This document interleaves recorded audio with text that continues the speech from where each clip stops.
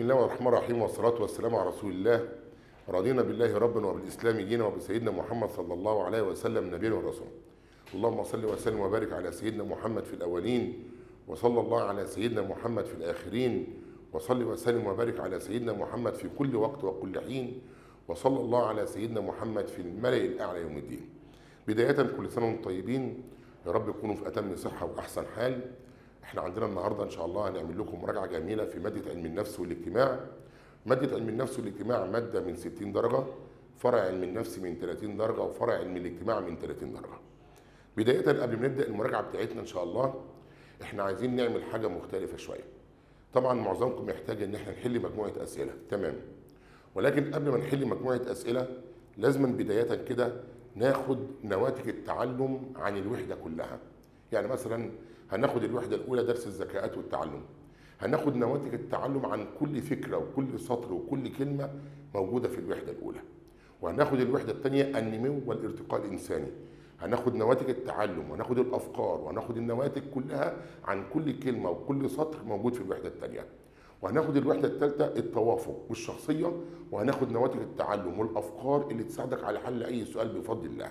لله الأمر من قبل ومن بعد. بداية الحمد لله رب العالمين، ربنا أنعم عليا بزيارة بيته، وكنت الحمد لله رب العالمين هذا العام بأدي مناسك الحج. يا رب ربنا ينولها لكل مشتاق وكل محتاج يا رب العالمين. ودعنا لكم هناك بالتوفيق والسداد ان شاء الله، ان ربنا يوفقكم ويسدد خطاكم وينجحكم ويوقع ايديكم دايما على الاجابه الصح، ودايما ان شاء الله موفقين، ما تقلقوش من حاجه ان شاء الله. بدايه اللهم صل على سيدنا محمد. احنا الوحده الاولى عندنا بتتكلم على درس اسمه الذكاءات والتعلم، تمام. احنا بناخد في درس الذكاءات والتعلم نواتج التعلم. يعني ايه كلمه نواتج التعلم؟ يعني مثلا شخصيه زي شخصيه تيرمان، امتى نختارها؟ شخصيه زي شخصيه ويكسلر، امتى نختارها؟ شخصيه زي شخصيه جاردنر، امتى نختارها؟ فاحنا هناخد الشخصيات ديت بس مش بلغه الشرح، اكتر بلغه نواتج التعلم والافكار والمفاتيح اللي تساعدنا ازاي نعرف نحل الاسئله. بعد ما اخلص نواتج التعلم عن الوحده كلها ببدا احل معاكم مجموعه اسئله جميله جدا، وباذن الله هتكون سهله وبسيطه ما دام انت فاهم كويس نواتج التعلم. سمعوني الصلاه على النبي ونركز مع بعض. هناخد عندنا حاجه اسمها، عندنا في الدرس بتاعنا حاجه اسمها اهم الشخصيات اللي موجوده في الذكاءات. ما هي اهم الشخصيات اللي موجوده في درس الذكاءات؟ اهم الشخصيات اللي موجوده في درس الذكاءات عندنا شخصيه تيرمان، وعندنا شخصيه ويكسلر، وعندنا شخصيه سبايرمان، وعندنا شخصيه جاردنر. يبقى احنا عندنا مجموعه من الشخصيات متواجده كلها اهي. خلاص، هنمسك شخصيه شخصيه. ما فيش سؤال في امتحان اخر السنه، ودي حاجه معروفه، واي مدرس مهما كان كبير او صغير في المهنه عارف الكلام ده. كل المدرسين مدركين تماما الكلام ده، وكل الطلاب لازم تكون هي كمان مدركه للكلام ده، ان ما فيش سؤال بيخرج بره الشخصيات، تمام؟ طيب انا عايز اعرف تيرمان دوت قال ايه وامتى نختاره في الامتحان، ويكسلر قال ايه وامتى نختاره في الامتحان، وهكذا. تعالوا نبص مع بعض كده. تعال ناخد رقم واحد. اول حاجه عندنا تيرمان، بس في ملحوظه عايز اقولها لاولادي يفهموها بالله عليكم، بالله عليكم ما تسرحوا. تيرمان، ويكسلر، سبايرمان، يعني الثلاثه اللي موجودين عندكم دول، شايفين دول؟ دول بنسميهم عندنا نظره، اهو نظره تقليديه. تمام كده يا اولاد؟ يعني الثلاثه اللي موجودين عندكم دول اسمهم ايه بقى؟ نظره تقليديه. يعني دول اصلا لما جيوا يفسروا الذكاء فسروا الذكاء بنظره تقليديه قديمه. لكن الشخصيه الاخيره ديت بتاعت جاردنر ده فسر الذكاء بنظره، اهو بنظره حديثه. نظره ايه بقى؟ حديثه. وبناء على ذلك لو جالكم في امتحان اخر السنه في قلب السؤال كلمه نظره تقليديه وحط الاربع شخصيات دول في الاختيارات، محدش يختار جاردنر، استبعدوا جاردنر من السؤال، لان جاردنر دي نظره حديثه. لان لما جه يعرف الذكاءات جاردنر عرفها بطريقه حديثه. لكن عندك تيرمان وعندك ويكسلر وعندك سبايرمان، دول لما جيهم يعرفوا الذكاءات عرفوها بنظره تقليديه. اتفقنا؟ لما اتفقنا مع بعض كده ان الثلاث شخصيات اللي موجودين عندنا دول، اللي هو التيرمان، اللي هو ويكسلر، اللي هو سبايرمان، دول نظرتهم نظره تقليديه لتفسير الذكاء، لكن جاردنر نظرته نظره حديثه لتفسير الذكاء. تمام كده، اقتنعنا بالموضوع. تعال بقى ناخد اول حاجه عندنا مين بقى؟ واحد اسمه تيرمان. ايه قصه تيرمان؟ تيرمان لما جه يعرف الذكاء عرف الذكاء من منطلق مختلف. قال لك اي انسان في الدنيا عنده قدره على فهم معاني الرياضيات، عنده قدره على فهم الرموز، عنده قدره على فهم المعاني المجرده، يبقى شخص ذكي. خلاص؟ اذا ربط الذكاء بمعنى مختلف خالص. ربط الذكاء ببتوع علم الرياضه، ربط الذكاء ببتوع الفيزياء. قال لك مثلا اللي عنده قدره على فهم الرياضه، اللي عنده قدره على فهم المعاني المجرده في علم الفيزياء مثلا، ده بيكون شخص ذكي. فبالتالي ترمان ركز على الافكار الغير ماديه. وما هي الافكار الغير ماديه؟ يعني الافكار المعنويه المجرده التي لا ترى بالعين، يعني الافكار التي ليست محسوسه، غير محسوسه. هذا الرجل استخدم الرموز والمفاهيم المعنويه زي الديمقراطيه، زي الاخلاق. ركز على الاعداد، ركز على الارقام، ركز على الرموز، زي معالجه المعاني والرموز المجرده والارقام.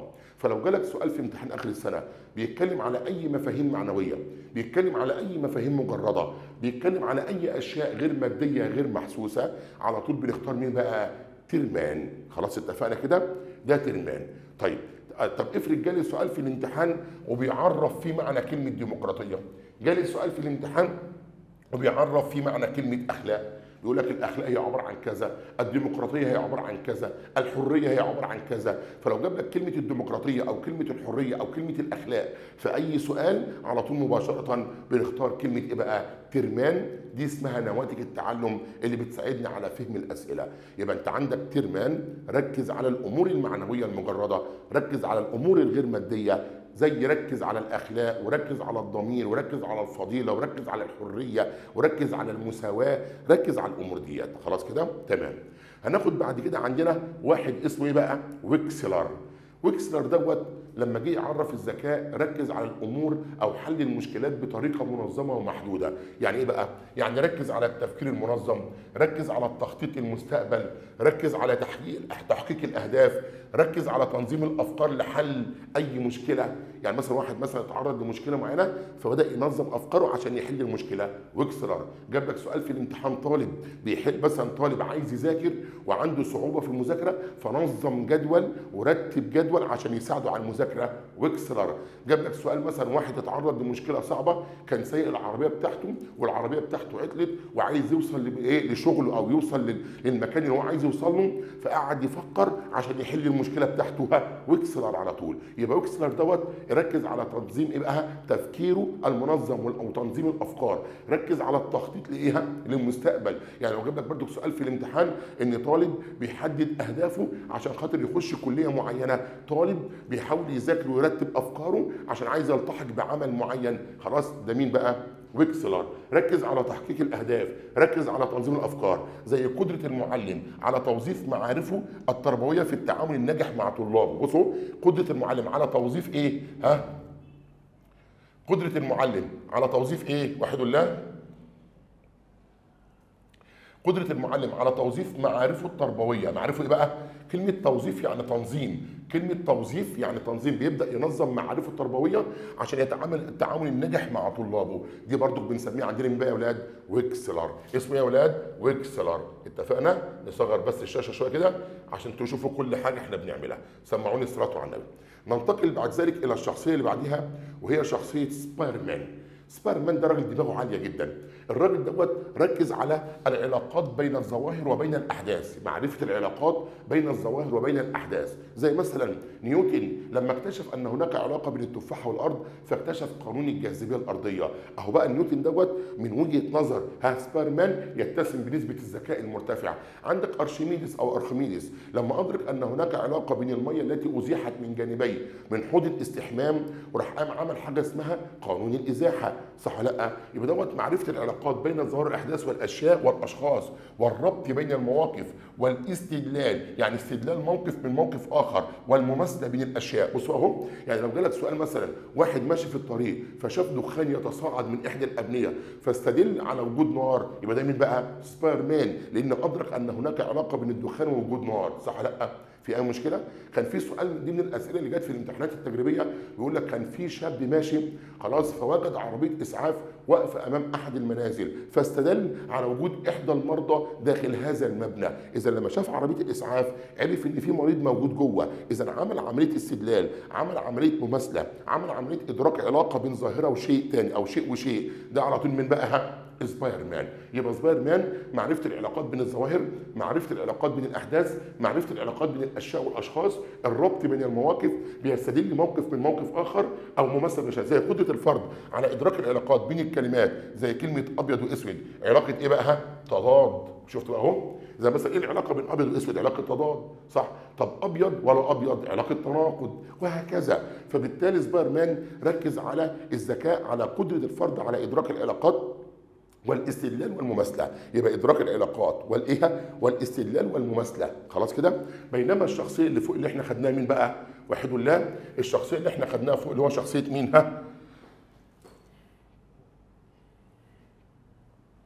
لكن الشخصيه اللي فوق اللي احنا خدناها اللي هي شخصيه مين؟ ويكسلر. ركز على تفكير منظم، ركز على التخطيط المستقبل، ركز على تحقيق الاهداف، ركز على تنظيم الافكار لحل المشكلات. كل واحد من الشخصيات ديت ليه طريقه في الحل، ما تتلخبطوش والله. على فكره الشخصيات دي لازم يجي فيها سؤال، وخد بالك تاخد بالنا قوي قوي قوي من المعنى اللي موجود في السؤال، من المعنى اللي موجود. جاب لك كلمه رموز، جاب لك كلمه اشياء غير ماديه، اشياء غير محسوسه، جاب لك كلمه ارقام، جاب لك اي حاجه خاصه بالرياضيات، خلاص بختار على طول تيرمان. جاب لك واحد بيفكر تفكير منظم، واحد بيحل مشكله، واحد على طول بختار ويكسلر. جاب لك مثلا واحد ادرك علاقه بين شيء وشيء، ادرك علاقه بين موضوع وموضوع، عمل استدلال، استدل شيء من شيء، على طول بختار سباير مان. خلاص اتفقنا؟ ما تقلقوش من حاجه. نختار الشخصيه اللي بعد كده وتعرف باسم شخصيه مين بقى؟ جاردنر. بصوا يا ولاد، احنا قلنا بقى مع بعض كده ان تيرمان وان ويكسلر وان سباير مان دي نظره تقليديه، نظره يعني دول فسروا الذكاء بطريقه تقليديه، ولكن هذا الرجل الذي يعرف جدا فسرها بنظره حديثه. نظره ايه بقى؟ نظره حديثه. خلاص كده؟ فبالتالي لو جالكم سؤال في امتحان اخر السنه وشفتوا في قلب السؤال كلمه نظره حديثه، خلاص يعني فسر الذكاء بطريقه حديثه، خلاص سيادتك من غير ما تفكر اختار جاردنر، لا تختار تيرمان ولا تختار ويكسلر ولا تختار سباير مان، لان الثلاثه دول يا اولاد الثلاثه دول نظرتهم نظره تقليديه. طب لو جاب لك بقى نظره تقليديه في قلب السؤال هتشيل جاردنر بس وتبدا تختار من الثلاثه التانيين. خلاص نبص مع بعض كده وسمعوني الصلاه على النبي لاهميه الدرس. اللهم صل على سيدنا محمد. تعال نشوف جاردنر قال لك ايه. قال لك جاردنر ان الذكاء متعدد وليس ايه؟ واحد. يعني الذكاءات دي ذكاءات متعدده مش واحده بس. من هنا نقف وقفه بقى. هنا تلاقي ان جاردنر بيختلف عن الثلاثه اللي موجودين فوق. ازاي؟ ما انت عندك تيرمان ركز الذكاء على حاجه واحده بس، ايه هي؟ اللي هو الاشياء الغير ماديه، الاشياء الغير محسوسه، الرموز والاعداد والارقام. طب انت عندك ويكسلر ركز الذكاء على حاجه واحده بس اللي هو تنظيم الافكار والتخطيط المستقبل وحل المشكلات. طب انت عندك سباير مان ركز الذكاء على حاجه واحده بس اللي هو ادراك العلاقات والاستدلال والمماثله. معنى ذلك ان كل واحد من الثلاثه اللي فاتوا دول اللي هم النظره التقليديه ركزوا الذكاء بتاعهم على حاجه ايه؟ واحده. ولكن عمك جاردنر ما ركزش الذكاء على حاجه واحده، ركز الذكاء على ذكاءات ايه بقى؟ متعدده. قال لك الانسان يمتلك عده انواع من الذكاءات، خلاص، ولكن بدرجات متفاوته. الانسان عنده ذكاءات كتير جدا، خلاص، فذكاءاته متعدده وليس واحده. عنده تفكير وحلول مختلفه في كذا ايه؟ مشكله. عنده الذكاء فعل وليس معرفه. الذكاء دوت لابد ان يكون فعل، خلاص. يعني معنى ذلك ان ذكائك انك تعمل بيه حاجه مش مجرد معرفه موجوده في دماغك من غير ما تستخدمها. الذكاء ليس مطلق، مش ثابت، الذكاء ليس ثابت، خلاص. يبقى جاردنر هنا قال لك الذكاء متعدد وليس واحد. قال لك عنده تفكير وحلول مختلفه في ذكاء في كذا مشكله. قال لك عندك الذكاء فعل وليس معرفه. قال لك الذكاء ليس مطلق. قال لك الذكاء ليس ثابت. زي كده المعلم يلاحظ ان طلابه داخل الصف الدراسي يمتلكون قدرات متنوعه. قدرات متنوعه. معنى ذلك كلمة قدرات متنوعة ديت معناها ذكاءات اهو متعددة. يبقى كلمه قدرات متنوعه دي معناها ذكاءات متنوعه، فمنهم من يستطيع المعالجه العقليه للارقام، ومنهم من يتمتع باداء حركي مميز، ومنهم من يجد استخدام الالوان، فبالتالي هم عندهم ذكاءات متعدده وذكاءات مختلفه. ده بنسميه عندنا مين بقى؟ جاردنر ركز على الذكاءات المتعدده ونظرته نظره حديثه. يلا يا حبايب بقى، يبقى ايه اللي بيميز جاردنر عن الثلاثه اللي فوق؟ ايه اللي بيميز جاردنر عن سبيرمان وعن تيرمان ويكسلر؟ هي كلمتها النظره الحديثه، نظرته للذكاء حديثه، لكن الثلاثه التانيين نظرتهم للذكاء تقليديه. اللهم صل على سيدنا محمد. تعال ناخد بقى اهم مفاهيم الذكاء. اللهم صل على سيدنا محمد. جميله يا اولاد. والله انت عندك حاجه اسمها المفهوم الفلسفي للذكاء، وعندك حاجه اسمها المفهوم البيولوجي للذكاء، وعندك حاجه اسمها المفهوم الاجتماعي للذكاء، خلاص، وعندك حاجه اسمها المفهوم النفسي للذكاء. المفهوم النفسي للذكاء احنا خلصناه، اللي هم مين بقى؟ اللي هو تيرمان وويكسلر وسبيرمان، احنا خلصناه خلاص، ماشي كده؟ تعال ناخد اول حاجه عندنا ايه بقى؟ المفهوم الفلسفي للذكاء. ايه المفهوم الفلسفي للذكاء؟ المفهوم الفلسفي للذكاء اللي يتحدث عنه واحد اسمه ارسطو. اسمه ايه؟ ارسطو. يبقى ارسطو هو الاسم البديل، بمعنى ذلك ان كل نواتج التعلم ديت لو جات لك اي حاجه منها في السؤال، يا اما تختار كلمه المفهوم الفلسفي للذكاء، ما لقيتش كلمه المفهوم الفلسفي للذكاء بتختار مين بقى؟ ارسطو. يبقى ارسطو هو اللي بيمثل المفهوم الفلسفي للذكاء. طيب ماشي. قال ايه ارسطو؟ ارسطو تحدث عن الحاجات البيولوجيه زي الاكل وزي الشرب وزي التكاثر وزي العقل، خلاص. تحدث عن اوجه الشبه والاختلاف بين الانسان والحيوان، تحدث عن اقسام النفس في الخير والشر، ميز الانسان بالعقل، اهتم بالقانون وقدره الانسان على تطبيقه، اوضح اوجه الشبه بين الانسان والحيوان في بعض الدوافع الحيويه. لما سالوا ارسطو ايه هو الذكاء؟ الذكاء قال لك احنا عندنا حاجه اسمها النفس الدنيا، وعندنا حاجه اسمها النفس العليا او الراقيه. النفس الدنيا هي التي يشترك فيها الانسان مع الحيوان زي الاكل والشرب والتكاثر، اي النفس الراقيه هي التي تميز الانسان عن الحيوان ويقصد بها الذكاء والعقل، خلاص. يبقى اللي بيميز الانسان عن الحيوان ايه بقى؟ هو الذكاء، لان الذكاء هي اللي بتخلي الانسان ارقى من الحيوان، العقل هو اللي بيخلي الانسان ارقى من الحيوان، فبالتالي الانسان والحيوان في بينهم اوجه شبه واوجه اختلاف. اوجه الاختلاف هو العقل، فالعقل هو النفس الراقيه او النفس العليا او النفس الاعلى اللي بيميز الانسان عن الحيوان، بينما النفس الدنيا هي التي يشترك فيها الانسان مع الحيوان زي الاكل والشرب. فلو جالك اي سؤال بيتكلم على الاكل والشرب والتكاثر، جاب لك اي سؤال بيتكلم على الفرق بين الانسان والحيوان، جاب لك اي سؤال بيتكلم على الخير والشر واقسام النفس ونفس دنيا، قال لك ايه بقى؟ لو جاب لك كلمه النفس الدنيا والنفس الراقيه، خلاص، او النفس العليا، على طول بتختار مين بقى؟ ارسطو. ما لقيتش ارسطو في الاختيارات، بختار المفهوم الفلسفي للذكاء. ميز الانسان بايه؟ بالعقل، اهتم بالقانون وقدره الانسان على تطبيقه، خلاص. يقصد ايه بقى؟ اللي هو قانون العقل، اللي هو ايه؟ قانون العقل، خلاص كده، لان العقل دوت يعتبر قانون، خلاص. ما انت عقلك ده يعتبر قانون بيحكمك، عقلك ده يعتبر دستور بيتحكم في تصرفاتك وبيتحكم في افعالك. اوضح الشبه بين الانسان والحيوان في بعض الدوافع الحيويه، والمقصود في الدوافع الحيويه اللي هو الجوع، اهو الجوع والعطش، خلاص كده، والجنس، خلاص كده اهو يا ولاد، الجوع والعطش والجنس. فلو جالي اي سؤال بيتكلم عن المنطلق ده او المفهوم دوت، بختار على طول المفهوم الفلسفي للذكاء، او بختار مين؟ ارسطو. تعالى بعد كده ننتقل الى المفهوم البيولوجي للذكاء. سمعوني الصلاه على النبي في قلبكم يلا، ووحدوا الله. بص يا ولاد، المفهوم البيولوجي للذكاء والمفهوم الاجتماعي، انا عايز اقول لكم كلمتين صغيرين ايه الفرق بينهم هما الاثنين. بصوا، لو جالكم اي سؤال في الامتحان في كلمه تكيف، جالكم اي سؤال في الامتحان في كلمه تاقلم، جالكم اي سؤال في الامتحان في كلمه توافق، تمشي المفهوم البيولوجي ويمشي المفهوم الاجتماعي. ايوه كده احنا وقعنا في مشكله. لا مشكله ولا حاجه، يلا سمعونا صوت على النبي. اهو تاني يا ولاد، شفتوا كلمه التكيف اهو، كلمه التكيف، خلاص. شفتوا في قلب السؤال كلمه التاقلم، شفنا كلمه التاقلم. شفت في قلب السؤال كلمه التوافق، شفنا كلمه التوافق. على طول الثلاث كلمات دول لما نشوفهم في اي سؤال على طول، يعني اختار المفهوم البيولوجي للذكاء، يعني اختار المفهوم الاجتماعي للذكاء. طب اميز بينهم ازاي؟ اللهم صل على سيدنا محمد. ركزوا معايا بقى. بصوا يا ولاد، المفهوم البيولوجي للذكاء بيتكلم على التكيف الانسان الانسان مع ذاته، بيتكلم على تاقلم الانسان مع ذاته، بيتكلم على توافق الانسان مع ذاته. بينما المفهوم الاجتماعي للذكاء بيتكلم على تكيف الانسان مع غيره، بيتكلم على تاقلم الانسان مع غيره، بيتكلم على توافق الانسان مع غيره. اللهم صل على سيدنا محمد على الجمال والتركات والحركات الحلوه دي. بالله عليكم ما تسرحوا، مالكوش دعوه بالزلطه دي. خلاص ان شاء الله الشعر هيكبر وهيرجع تاني وهيهفهف كده ان شاء الله. يبقى احنا عندنا حاجه اسمها المفهوم البيولوجي للذكاء، وعندي حاجه اسمها المفهوم الاجتماعي للذكاء. هما الاثنين فيهم تاقلم، فيهم تكيف، فيهم توافق، هما الاثنين كده. طب انا دلوقتي طالب دخل امتحان اخر السنه وقال لي مستر سيد القطري لما جه يعلمنا الاسئله نحلها، كنا لما نشوف كلمه توافق او تاقلم او تكيف يا اما نختار المفهوم البيولوجي يا اما نختار المفهوم الاجتماعي. طب اميز بينهم ازاي؟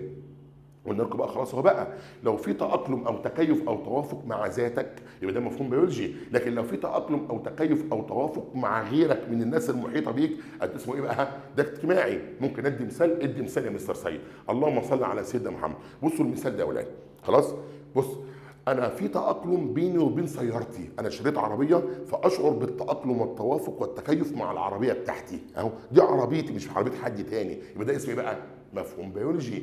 طب في تكيف وتأقلم وتوافق مع السكان اللي حواليا، رحت انتقلت لاحدى المدن وسبت بيتي وبعتها ورحت قعدت في مدينه ثانيه، فلما قعدت في المدينه ديت شعرت بالتأقلم والتكيف والتوافق مع الناس اللي حواليا، يبقى ده اسمه ايه بقى؟ توافق اجتماعي. شفت بقى؟ او اسمه مفهوم اجتماعي. فالمفهوم البيولوجي انك تشعر بالتأقلم والتكيف والتوافق مع حاجه تخصك انت، مع ذاتك انت، مع شخصك انت، مع حاجات بتاعتك انت مش بتاعت حد تاني. خلاص؟ اشعر بالتأقلم والتكيف والتوافق مع اسرتي، مع بيتي، مع اولادي، مع زوجتي، يبقى ده مفهوم بيولوجي. لكن اشعر بالتأقلم والتكيف والتوافق مع جيراني، مع مدينتي، مع بلدي، مع اصحابي في الشغل. خلاص؟ يبقى ده اسمه توافق ايه بقى؟ اجتماعي. بص يا عم اهو تحدث عن تكيف الانسان مع البيئه والتكوين البيولوجي. بص البيئه ايه بقى؟ يقصد بيئه ايه بقى؟ البيئه الخاصه بيه اهو، البيئه الخاصه بالانسان. ما انت بص يا ابني، ما انت عندك في بيئه خاصه وبيئه ايه؟ عامه. البيئه الخاصه اسرتك، البيئه الخاصه عربيتك، البيئه الخاصه اولادك وزوجتك، البيئه الخاصه لبسك، البيئه الخاصه شكلك، البيئه الخاصه عقلك، ما دي البيئه الخاصه بتاعتك. فلما تشعر بالتاقلم والتكيف معاها ده مفهوم بيولوجي. خلاص كده؟ اهو خلاص. والغدد، بص الغدد والمخ والقلب وجسم الانسان، انا اشعر بالتكيف والتاقلم مع شكلي. انا بص انا عاجبني شكلي، عاجبني جسمي، عاجبني عقلي، عاجبني انا عاجب نفسي يا اخي، انا مبسوط من نفسي، انا شايف ان انا كويس. خلاص؟ فده اسمه المفهوم ايه؟ البيولوجي. فاكرين في الوحده الثالثه لما خدنا درس التوافق؟ خلاص ان شاء الله هنديكم نماذج التعلم بتاعتها. خدنا التوافق النفسي والتوافق الاجتماعي، صح؟ هنرجع كده للوحده الثالثه. التوافق النفسي اللي هو راضيا عن نفسه، متقبلا لها، متحررا من التوترات والصراعات. هنا بقى كده نعمل عمليه ربط بين الوحده الاولى والوحده الثالثه. يلا ايه بقى ايه الربط بقى؟ الوحده الاولى بيقول لك المفهوم البيولوجي بيساوي التوافق النفسي في الوحده الثالثه على طول. يبقى انت عندك المفهوم البيولوجي اهو بيساوي ايه بقى؟ بيساوي التوافق اهو النفسي، اهو النفسي بيساوي التوافق ايه؟ النفسي في الوحده الثالثه، في الوحده الثالثه. الله كده احنا بنعمل نواتج تعلم وربط. معنى ذلك ان المفهوم البيولوجي للذكاء بيساوي التوافق النفسي في الوحده الثالثه، بينما المفهوم الاجتماعي للذكاء بيساوي التوافق الاجتماعي، التوافق الاجتماعي في الوحده الثالثه. يبقى المفهوم البيولوجي للذكاء بيساوي التوافق النفسي في الوحده الثالثه، والمفهوم الاجتماعي للذكاء بيساوي التوافق الاجتماعي في الوحده الثالثه. يبقى احنا كده ربطنا بين الوحده الاولى والوحده ايه؟ الثالثه. يبقى الوحده الاولى المفهوم البيولوجي يعادل التوافق النفسي، المفهوم الاجتماعي يعادل التوافق الاجتماعي. معنى ذلك ان الاسئله اللي تمشي على المفهوم البيولوجي في الوحده الاولى هي نفس الاسئله اللي تمشي على المفهوم على التوافق النفسي في الوحده الثالثه. خلاص؟ معاك ورقه وقلم كده وتسجل الربط ده. لازم تفهم كده جميع انواع الاسئله اللي تمشي على المفهوم البيولوجي يمشي على التوافق النفسي، وجميع انواع الاسئله اللي تمشي على المفهوم الاجتماعي يمشي على التوافق الاجتماعي. خلاص كده؟ تحدث عن خلايا المخ ومسؤوليه الذكاء في تكوين الجسم والتاقلم. ركز على جانبين، الجانب المعرفي والجانب الوجداني. دي كلها حاجات ايه بقى؟ خاصه بالانسان. خلاص كده؟ يبقى المفهوم البيولوجي دوت عمل حاجه اسمها تكيف، تاقلم، توافق، بس الانسان مع ذاته. خلاص؟ تمام قوي. تعالى بقى ناخد المفهوم الاجتماعي للذكاء بقى. بصوا بقى المفهوم الاجتماعي للذكاء بقى اهو. ايه بقى؟ تكيف، تاقلم، توافق، لكن مع غيره. مع غيره، زي تحدث عن تعامل الانسان مع الاخرين اهو. تحدث عن تكيف مع البيئات الاجتماعيه. تحدث عن اهميه الوعي الذاتي بالمجتمع. تحدث عن التواصل مع الاخرين. تحدث عن التعاون. تحدث عن مساعده الاخرين. تحدث عنها اقوال الاخرين. تحدث عن الاخرين. يبقى المفهوم الاجتماعي هتلاقي كلمه الاخرين، يعني معنى ذلك ان انت، يعني ايه كلمه مفهوم اجتماعي؟ يعني انت في تاقلم وتكيف وتوافق بس مع الناس. لكن المفهوم البيولوجي تاقلم وتكيف وتوافق بس مع حاجات خاصه بيك انت. يلا هديكم مثال وتردوا عليا بقى. اشعر بالتاقلم والتكيف والتوافق مع سيارتي. انا جبت عربيه جديده واشعر بالتكيف والتاقلم معاها. مفهوم بيولوجي لان دي حاجه تخصني. طب اشعر بالتاقلم والتكيف والتوافق مع عادات وتقاليد بلدي. يبقى ده اسمه ايه بقى؟ مفهوم اجتماعي. في اي مشكله؟ اللهم صل على سيدنا محمد. تعال ناخد حاجه اسمها طبيعه الذكاء. خلاص انا مش بشرح ماده، انا بدي نواتج تعلم تساعدكم بعد كده على الحل. بعد ما نخلص نواتج التعلم هنحل كذا نموذج امتحان هتكونوا كويس بالنسبه لكم. قال لك طبيعه الذكاء، اول حاجه لابد ان نعلم تماما ان الذكاء شيء معنوي. شيء ايه؟ معنوي، لا يلاحظ ولا يقاس بشكل مباشر وليس شيء ايه؟ مادي. هسالكم سؤال بسيط. في بعض الناس قالت ان الذكاء اشبه بقانون الجاذبيه الارضيه. هل انت شايف الجاذبيه الارضيه؟ لا مش شايفها. طب ايش عرفنا ان في جاذبيه الارضيه؟ قال لك الاجسام الساقطه نحو الارض. يبقى انا شفت ايه؟ الاجسام الساقطه، لكن ما شفتش ايه؟ الجاذبيه، بس عرفت ان في جاذبيه من الاجسام الساقطه نحو الارض، صح؟ فلو انا بص، لو انا مسكت القلم ده وعملت كده خلاص انا شفت القلم بيقع اتجاه الارض، صح؟ فعرفت ان في جاذبيه ارضيه. انا شفت القلم لكن ما شفتش الجاذبيه، بس عرفت جاذبيه لما شفت القلم وقع. كذلك الذكاء. كذلك الذكاء ما بيشافش، شيء معنوي خلاص ما بيشافش، ولكن يستدل عليه من خلال سلوك الفرد. زي مثلا سالت ولد سؤال صعب فالواد جاوب عليا، فانا سمعت الاجابه، حسيت بيها، شفتها، شفت اجابته كاتبها، فحكمت عليه بانه ذكي من خلال اجابته على السؤال. فانا شفت الاجابه لكن ما شفتش الذكاء، فعرفت ان هو ذكي من الاجابه بتاعته. عشان كده طبيعه الذكاء شيء معنوي لا يلاحظ ولا يقاس بشكل مباشر وليس شيئا ايه بقى؟ ماديا. تمام كده؟ اللهم صل على سيدنا محمد. اللهم صل على سيدنا محمد وزد وبارك. تعال ناخد بقى سؤال باذن الله جاي لكم لازم يكون موجود في الامتحان، وهو عن انواع الذكاء. يبقى نتفق مع بعض كده، درس الذكاء لازم يجي لكم سؤال عن الشخصيات، واحنا خدناها الحمد لله، تيرمان، ويكسلر، سبايرمان، وجاردنر، وارسطو. ولازم يجي لكم سؤال عن انواع الذكاء. تمام كده؟ احنا عندنا حاجه اسمها الذكاء اللغوي، وعندي حاجه اسمها الذكاء الرياضي المنطقي، وعندي حاجه اسمها الذكاء البصري المكاني، وعندي حاجه اسمها الذكاء الجسم الحركي، وعندي حاجه اسمها الذكاء الموسيقي، وعندي حاجه اسمها الذكاء الاجتماعي، وعندي حاجه اسمها الذكاء الشخصي. دي مجموعه ذكاءات بفضل الله لازم يجي لكم سؤال في الامتحان عنها باذن الله. يلا مع بعض كده ذكاء وناخد فيها نواتج التعلم اللي تساعدك على الحل، ونشوف ايه الشبه بين الذكاء ده والذكاء ده. في كلمه ممكن تجي لك في سؤال او معنى يجي لك في سؤال يربط ذكائين ببعض، يعني ممكن تمشي على الذكائين. تعال نفسرهم مع بعض وسمعوني الصلاه على النبي. بسم الله الرحمن الرحيم، والصلاه والسلام على اشرف المرسلين سيدنا محمد صلى الله عليه وسلم. اول حاجه عندنا حاجه اسمها الذكاء اللغوي. الذكاء ايه؟ اللغوي.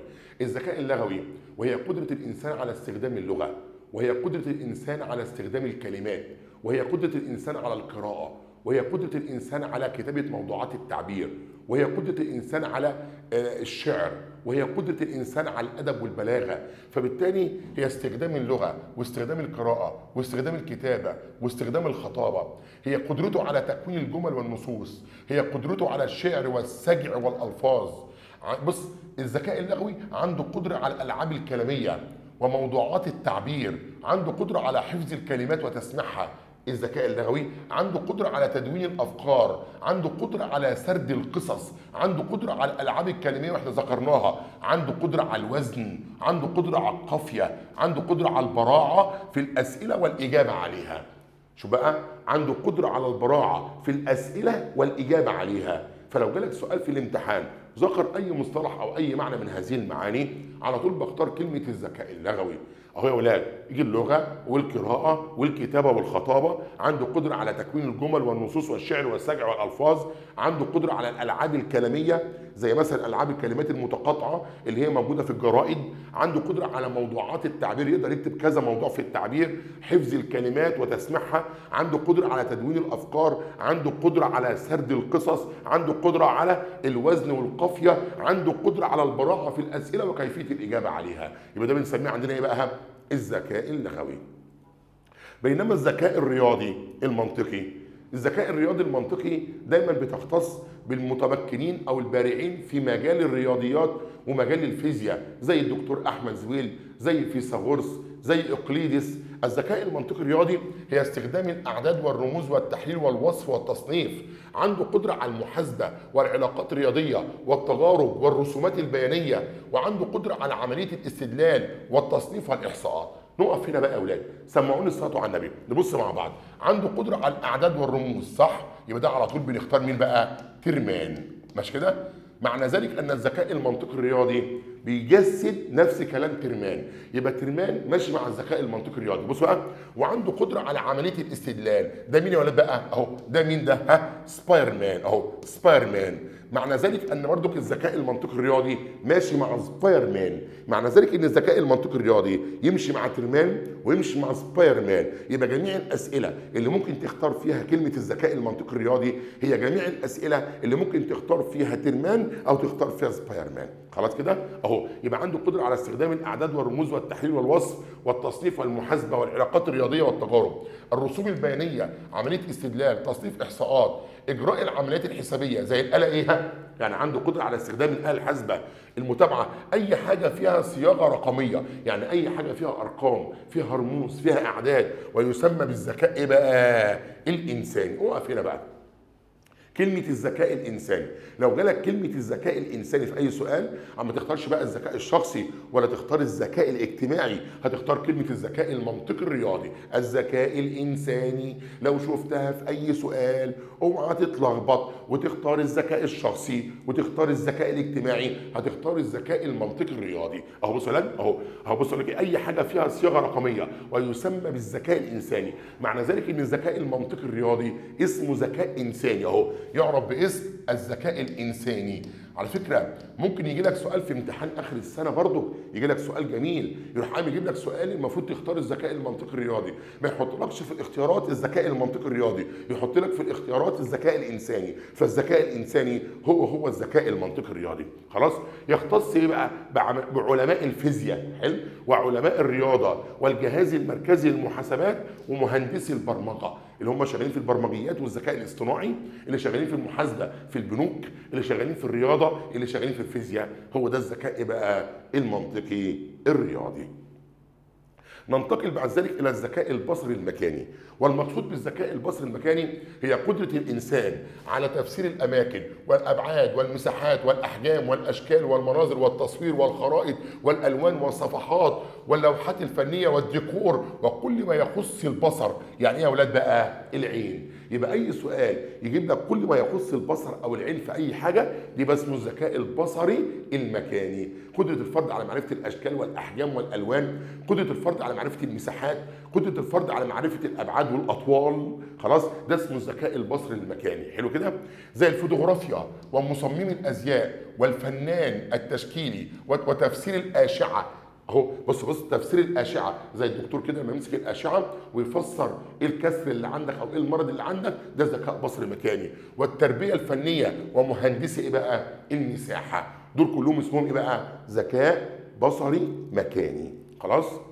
الذكاء الجسمي الحركي، وحده الله، بيتكلم على الحركه والجسم والتدريبات والأنشطة الرياضية والتوازن في الحركة، بيتكلم على القوة والسرعة والإشارات والمرونة واستخدام الجسم واستثمار الجسد والتمثيل الصامت والتقليد الجسدي. الذكاء الجسمي الحركي زي لاعيبة الكرة، زي محمد صلاح، يعني محمد صلاح دوت عنده ذكاء جسمي حركي، صح كده؟ لاعيب الكرة زي كريستيانو وزي رونالدو، دول كلهم عندهم ذكاء جسمي ايه؟ حركي. اللي بيلعبوا باليه، اللي بيلعبوا مثلا اي نوع من انواع الرياضيات اسمه ذكاء جسم حركي. اي نوع، لو جالك اي سؤال جاب لك اي لاعب لاعب في اي نشاط رياضي او في اي مجال رياضي، ده اسمه ذكاء جسم حركي. عندهم قدره على الحركه، عندهم قدره على التدريبات، عندهم قدره على الانشطه الرياضيه، عندهم توازن في حركتهم، عندهم قوه، عندهم سرعه، عندهم رشاقه، عندهم لياقه، عندهم مرونه. خلاص، بيستخدم جسمه كله او جزء منه في اداء مميز على طول. ده اسمه ذكاء الجسم ايه؟ الحركي. الذكاء الموسيقي. والذكاء الموسيقي من اكتر الاسئله اللي دايما بتيجي في الامتحان بتاعت اخر السنه، من ساعه ما عملوا النظام الحديث لحد وقتنا هذا دايما بيكرروا الذكاء الموسيقي في الامتحانات.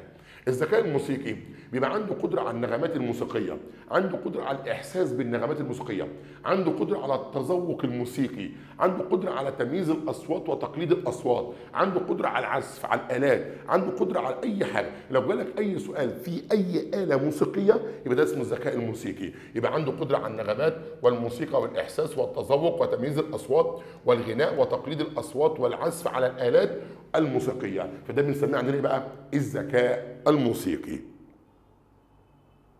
خلاص، بنشوف بس كده عشان نصلي العصر ونكمل ان شاء الله. عندكم الذكاء الاجتماعي. الذكاء ايه؟ الاجتماعي. سمعوني صوتوا على النبي، عشان في كتير قوي من الطلبه بتتلخبط ما بين الذكاء الاجتماعي والذكاء الشخصي، ويا ريت نوضح الفرق بينهم، لان برضك من ضمن الاسئله اللي بتيجي على الذكاء الشخصي والذكاء الاجتماعي. بصوا يا ولاد، نبدا معلش، هبدا بالذكاء الشخصي الاول. ايه الذكاء الشخصي؟ قال لك الذكاء الشخصي فهم الذات ومعرفه القدرات والامكانيات والتامل وتحديد الاهداف والانشطه الفرديه والطموح الشخصي والسيره الذاتيه. اقف كده معلش مع بعض كده. زي مثلا على فرض المثال، واحد بيسالني سؤال: ايه رايك يا استاذ سيد نعمل مشروع في مجال كذا؟ فجيت قلت له: لا والله انا مش هقدر اعمل المشروع دوت، لاني ما عنديش امكانيات ان انا اخش معاك في المشروع دوت، وعقليتي مش مدركه للموضوع. وبص، ومن لم يتخصص فقد تلصص، وفي نفس الوقت رحم الله امرئ عرف قدر نفسه. اهو ده اسمه ذكاء شخصي. الذكاء الشخصي انك تبقى عارف امكانياتك. زي طالب مثلا على فرض المثال دخل ادبي ما دخلش علمي، فيا ابني ما دخلتش علمي ليه ودخلت ادبي ليه؟ يقول لك: معلش والله انا عارف امكانياتي ايه وعارف اهدافي، انا ليا هدف اخش كليه كذا وعارف امكانياتي، انا في الفيزياء وحش، انا في الرياضه ما عنديش قدرات وما عنديش طموحات، لكن في المواد الادبيه انا عارف نفسي كويس واقدر احصل فيها. ده عنده ذكاء شخصي بقى. الذكاء الشخصي ان انت تبقى عارف نفسك، عارف قدراتك وعارف امكانياتك، عارف طموحاتك، صح؟ يبقى فهم الذات ومعرفه القدرات، معرفه الامكانيات، عنده التامل، عنده تحديد الاهداف، عنده نشاط فردي. نشاط فردي، انشطه فرديه يعني ايه بقى؟ يعني عنده قدره مثلا على لعب الشطرنج. انشطه فرديه عنده اللي هي الالعاب اللي موجوده على مواقع التواصل الاجتماعي، بيلعب كوتشينه على الموبايل، بيلعب شطرنج على الموبايل. خلاص، يعني بيلعب العاب فرديه. خلاص، فانت عندك الذكاء الشخصي زي الالعاب اهو، الالعاب الفرديه. والمقصود بالالعاب الفرديه خلاص اللي هي الالعاب اللي بتعتمد على ذاتك في انك تكسبها. زي مثلا واحد مثلا بيحب يلعب كوره على الموبايل، بيحب مثلا يلعب شطرنج على الموبايل، بيحب يلعب كوتشينه على الموبايل، بيحب يلعب دومنه على الموبايل، يعني بيحب يلعب عمل فردي. عارف لو لعب مع مجموعه من الناس، يعني مثلا لعب شطرنج مع حد تاني، ده اسمه الذكاء الاجتماعي. لكن لو لعب شطرنج مع نفسه داخل الموبايل ده اسمه ذكاء شخصي. شفت الفرق ايه؟ اهو. ضبط الانفعالات ومعرفه مواطن القوه ايه؟ والضعف. كلمه ضبط الانفعالات يعني عندك امكانيه تظبط انفعالاتك، تتحكم في نفسك. خلاص؟ يمتلك القدره على تغيير نفسه ومعرفه ايه بقى؟ كل حاجه بتتكلم عن نفسك. يتميز بالتامل، عنده تامل عقلي، يتميز بتسجيل افكارهم، بيحب يسجل كل حاجه بيعملها يوميا. في يعني بيبقى معاه كتاب كده بيسرد احداثه اليوميه فيها، ومعرفه مشاعرهم الداخليه والعمل الفردي اللي هي بص العمل الفردي والانشطه الفرديه اللي هي الالعاب ايه بقى؟ دايما بيقررها. خلاص؟ فلو جه لك واحد بيحب يلعب شطرنج مثلا على الموبايل، واحد بيحب يلعب كوتشينه على الموبايل، بيحب الالعاب الفرديه، عنده قدره على معرفه مواطن القوه والضعف جواه، بيستطيع ان يتحكم في انفعالاته، بيبقى عارف امكانياته وعارف طموحاته، ليه هدف بيسعى ليه، عنده سيره ذاتيه، بيسجل احداثه اليوميه في دفتر خاص بيه. ده كله اسمه الذكاء ايه بقى؟ الشخصي. بينما الذكاء الاجتماعي بيتكلم على التعامل. بص، التعامل مع مين بقى؟ الناس. اهو هنا التعامل مع الناس، هنا التعامل مع ذاتك. الذكاء الشخصي كده اكنك بتتعامل مع ذاتك، اكنك بتتعامل مع شخصك. عشان كده قال لك الذكاء الشخصي قريب من المفهوم البيولوجي للذكاء، قريب من المفهوم البيولوجي للذكاء. خلاص؟ فالذكاء الشخصي دوت هو قريب من المفهوم المفهوم البيولوجي اهو للذكاء. فهمتوا حاجه؟ دي يا جماعه كلها نواتج الربط اهي، دي نواتج الربط اهي. خلاص؟ يبقى الذكاء الشخصي دوت عامل زي المفهوم البيولوجي، يعني ايه؟ متاقلم مع ذاته، متكيف مع ذاته، فاهم نفسه، عارف هو بيعمل ايه، قابل نفسه، حابب نفسه، عارف سيرته الذاتيه، عارف اهدافه. فهي قريب من المفهوم البيولوجي. بينما المفهوم الاجتماعي للذكاء ده عامل زي ايه بقى؟ الذكاء الاجتماعي عامل زي المفهوم اهو، المفهوم الاجتماعي للذكاء. فهمتوا حاجه؟ كده احنا بنعمل عمليه ربط ما بين المفاهيم. يبقى عندك الذكاء الاجتماعي هو التعامل مع الناس، التفاعل مع الناس، الاستجابه للناس، كسب الاصدقاء، زياره الاقارب والاصدقاء، المشاركه في اي حاجه جماعيه.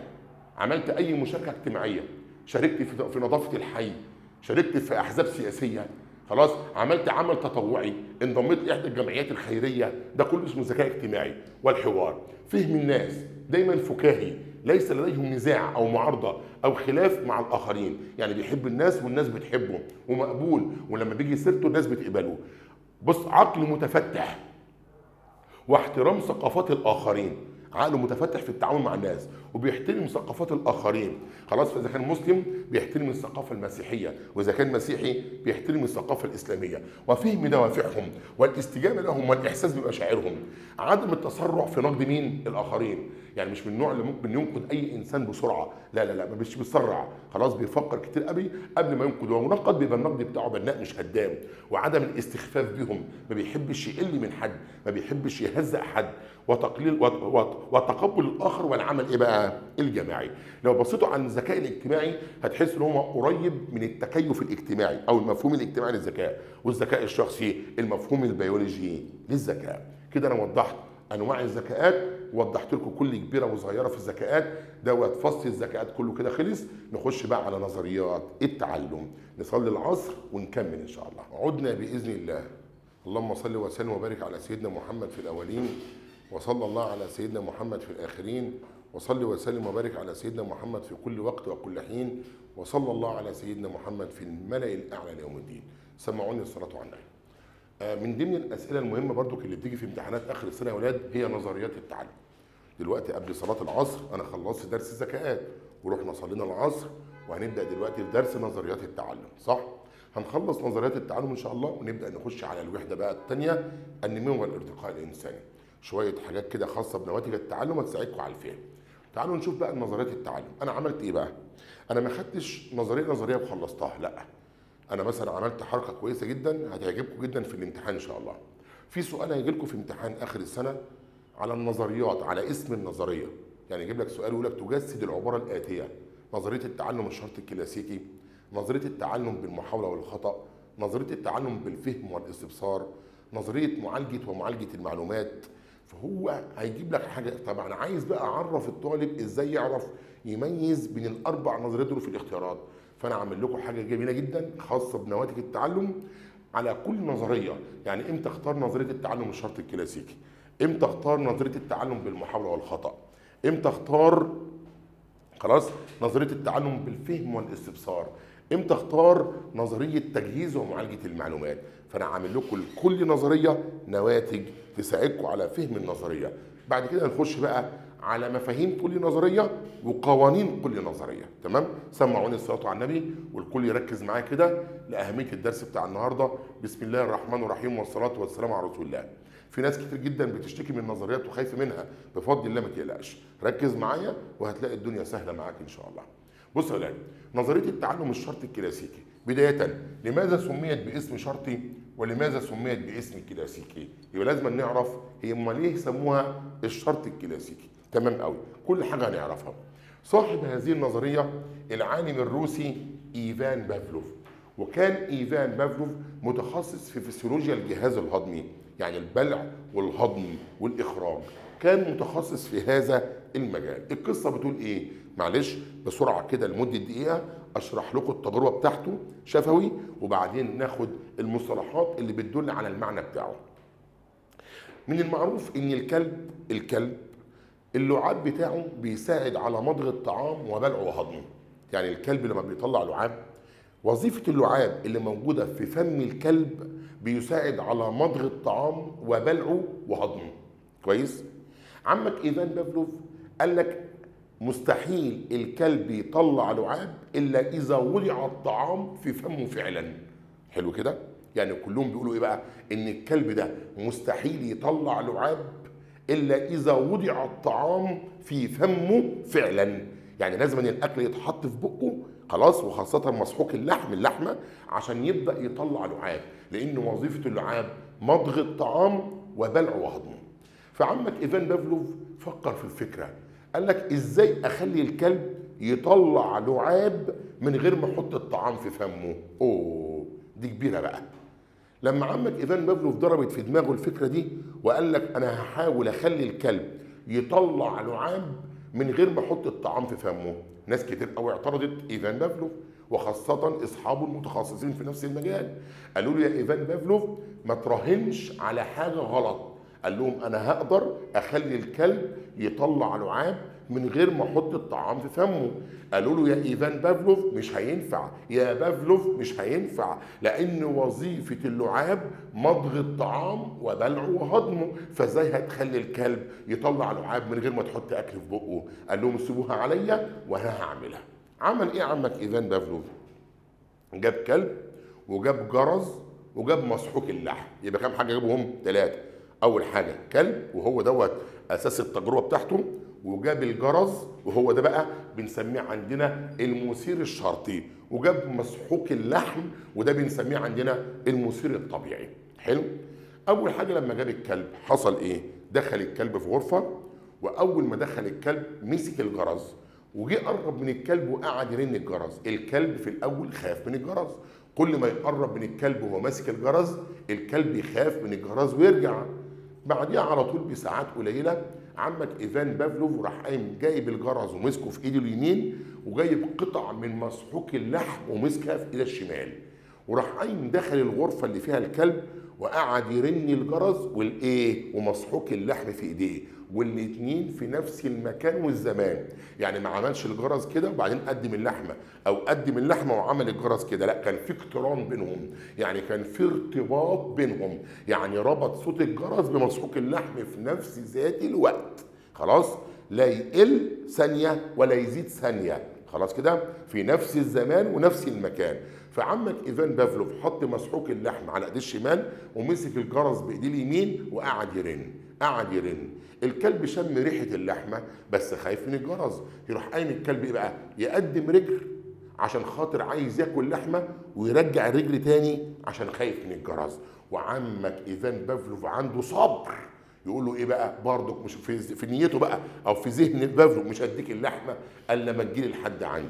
عمك ايفان بافلوف بقى يمسك الجرس واللحمه في ايديه، يمسك الجرس واللحمه في ايديه، والكلب جعان يا عيني، فراح قايم الكلب يقدم يقدم يقدم يقدم لحد ما الكلب قدم لمين؟ لايفان بافلوف. راح قام عمك ايفان بافلوف وراح قايم سايب اللحمه في الارض، وده كله الجرس ايه؟ شغال، لحد ما الكلب قعد ياكل اللحمه، وهو بياكل اللحمه برضك الجرس ايه؟ شغال، الجرس شغال، لحد ما خلى الكلب يتعود على ايه؟ صوت الجرس مع مسحوق اللحم.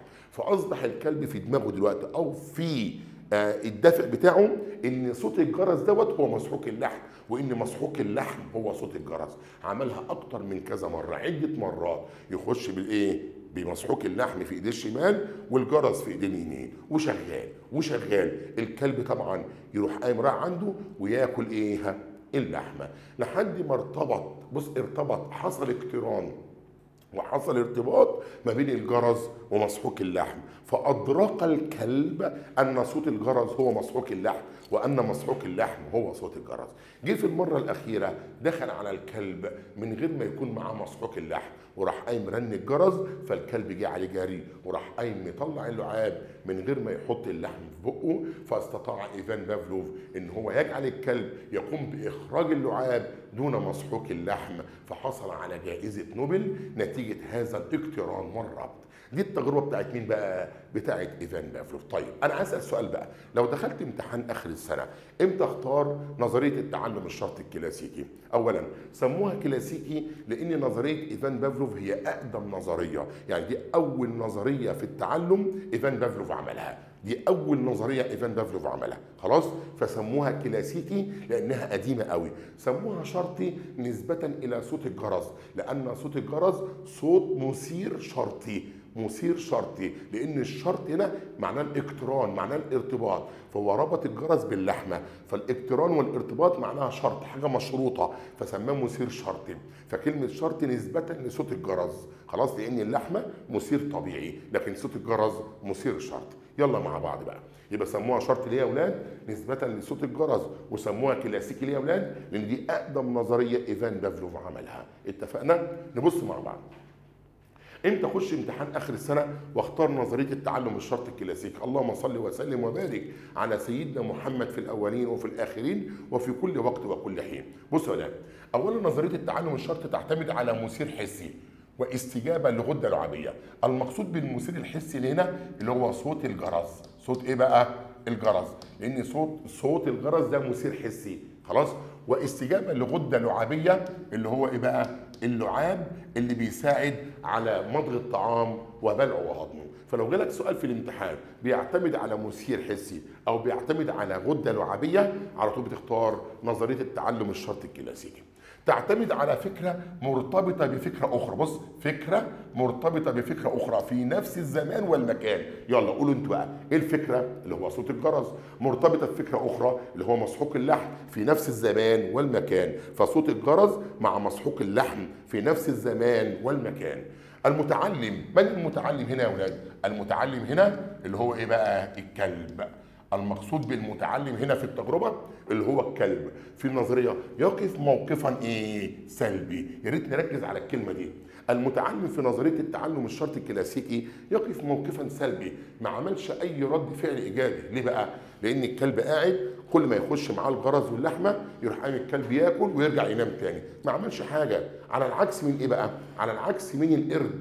لما ناخد تجربه القرد دلوقتي، كان يقف موقفا ايجابيا، خلاص. على العكس من القطه. القطه عملت عده محاولات عشان تفتح الباب فعملت موقف ايجابي. فالكلب هنا هو المتعلم ويقف موقفا سلبي. فلو جالك سؤال في الامتحان المتعلم في هذه النظريه يقف موقفا سلبيا، هو نظريه التعلم الشرط الكلاسيكي ايفان بافلوف اللي هي بتاعت الكلب، لان الكلب ما عملش اي موقف ايجابي، كان الاكل بيجي له لحد عنده من غير ما يعمل اي تصرف.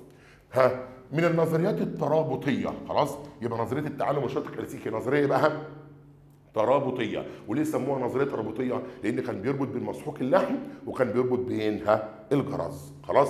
تستخدم في القضاء على السلبيات وعلاجه. الله، جميله جدا. يقول لك من اهم النظريات التي يمكن ان نستخدمها في القضاء على السلبيات وعلاجه هي نظريه التعلم الشرطي عن طريق ايه؟ الربط. ادي مثال: علاج السلوكيات الغير مرغوبه لدى الاطفال والسيئه. زي مثلا على فرض المثال طفل صغير مثلا عنده سلوكيات غير مرغوبه، انا عايز امنع السلوكيات دي، يعني عايز امنع السلوكيات الغير مرغوبه ديت، خلاص، عن طريق الربط والاقتران بشيء تاني.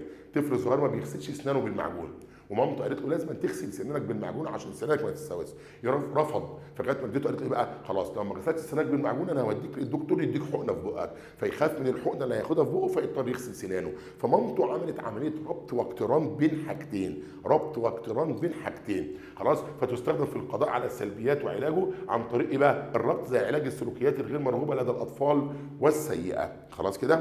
برضه تستخدم في مجال التعلم والنهوض بالاقتران، زي مثلا بنعلم الاطفال بنعلم تعليم الاطفال بالصوره عن طريق ربط الصوره بالكلمه.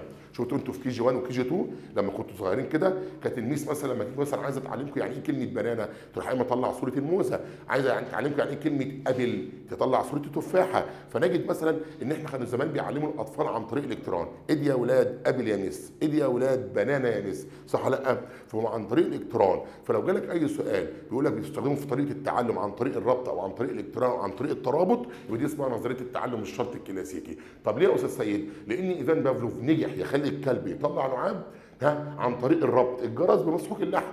لما ربط الجرس بمسحوق اللحم بدا الكلب يفهم ان صوت الجرس هو لحمه، صح؟ فبدا يطلع لعاب مع صوت الجرس من غير ما نحط اللحمه في بقه. نفس النظام، انا عايز اعلم الولد كلمات اللغه الانجليزيه ديت عن طريق ان انا اربطها بصور، فلما الولد يشوف الصوره يقدر يقول الكلمه، خلاص. تستخدم في مجال التجاره والعرض والطلب، زي مثلا جذب انتباه الناس لمنتج باستخدام صوره وعلاقات وعلامات مميزه، تخش كارفور او تخش اي سوق تجاري، يروح عاملين صوره سيل 50%، يروح حاطين صوره يقول لك اشتري قطعتين والقطعه هديه. فبيخلي بقى بيعمل عمليه ايه؟ جذب انتباه. انا عايز اخلي الراجل يخش يشتري منتج من عندي، فبعمل صور بعلقها على باب المحل، فلما يشوف الصوره يربط الصوره بالمنتج فيخش يشتري المنتج بناء على الصوره اللي مكتوبه. فدي برضو بتستخدم في نظريه التعلم الشرط الكلاسيكي. خلاص. تستخدم في حالات مرضيه كثيره زي وضع اصابع الطفل فين؟ في فمه. طفل صغير دايما بيحط صباعه في بقه، صح؟ في مامته كل شويه تشيل ايديه، ما ينفعش كده، يا بابا كده ما ينفعش يا بابا، والواد يرجع يحط صباعه في بقه. فتيجي الام تروح عامل ايه بقى؟ تيجي عند صباعه مثلا وتحط حاجه مره، مثلا ممكن تجيب قرن فلفل حراق كده وتروح عامل مثلا ايه، يا دوب تلحس صباعه كده، تحط الفلفل حته صغيره من الفلفل الحراق على صباعه كده، هيجي يحط صباعه في بقه، فبقه طبعا هيقيد ايه؟ نار من الحرق ده. تيجي مامته تقول لي بقى عشان انت بتحط صباعك في مره، في الثانيه، في الثالثه هيرفض يحط صباعه في بقه تاني. اذا مامته عملت عمليه ربط، ربطت مثلا شيء ايه مش محبب للطفل بصباعه المحبب، فلما حط صباعه في بقه بدا يتالم من صباعه فبدا يرفض بعد كده، او شيء مر او شيء حادق او شيء حراق تحطه في الصباع كده، يجي يحطه في بقه هيرفض بعد كده ان هو يحط صباعه في بقه. بس ما نحطش مثلا 2 كيلو شطه او نحط حلقه، ما نوديش الواد في داهيه، حاجات خفيفه كده. خلاص. اذا دي اسمها ايه بقى؟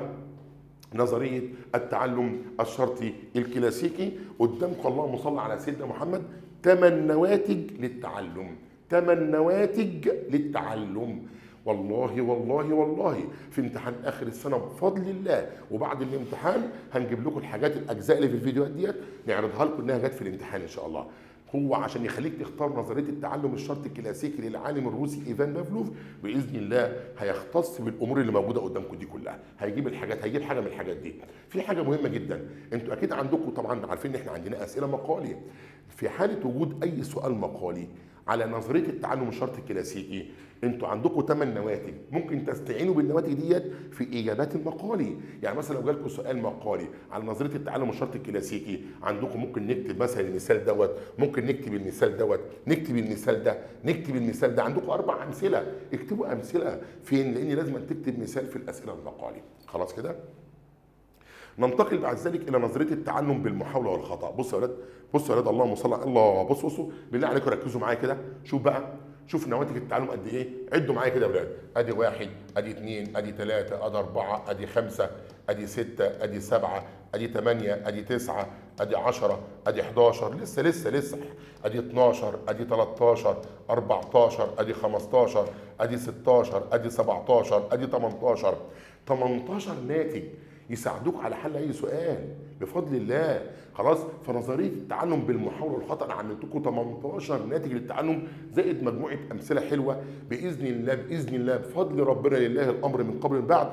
لما يحب في امتحان اخر السنه يجيب لك نظريه التعلم بالمحاوله والخطا لصاحبها ادوارد سورنديك او سورندايك، مستحيل يخرج عن ال 18 فكره دول ان شاء الله. يلا سمعوني الصلاه على النبي. تعالى ناخد اول حاجه عندنا نظريه التعلم بالمحاوله والخطا. خلاص. بس قبل ما اخد نظريه التعلم بالمحاوله والخطا عايزين نقول التجربه بتاعته. كان في عالم يدعى ادوارد سورنديك او ادوارد سورندايك، تختلف النطق، بيختلف على حسب بقى كل مدرس، ولكن هو سورنديك او سورندايك هو صاحب هذه النظريه. ايه اللي حصل يا اولاد؟ سمعوني الصلاه على النبي، اللهم صل وسلم وبارك على سيدنا محمد. التجربه ديت اتعملت على القطه اهو، على القط. معنى ذلك ان المتعلم هنا القط، لكن المتعلم في نظريه ايفان بافلوف ايه؟ الكلب. احنا عارفين ان الكلب في نظريه ايفان بافلوف كان واقف موقف ايجابي ولا سلبي؟ سلبي. فلو جالك سؤال في الامتحان المتعلم في هذه النظريه كان دائما يوقف موقفا سلبيا، تختار على طول ايفان بافلوف. طب تعالى بقى نشوف القط. عمك سورنديك راح قام جايب قفص من حديد وعمل للقفص دوت باب. الباب دوت عمل له سقاطه، السقاطه ديت سهله انها تتفتح في حاله ان الباب يتحرك كتير او القفص يتحرك كتير.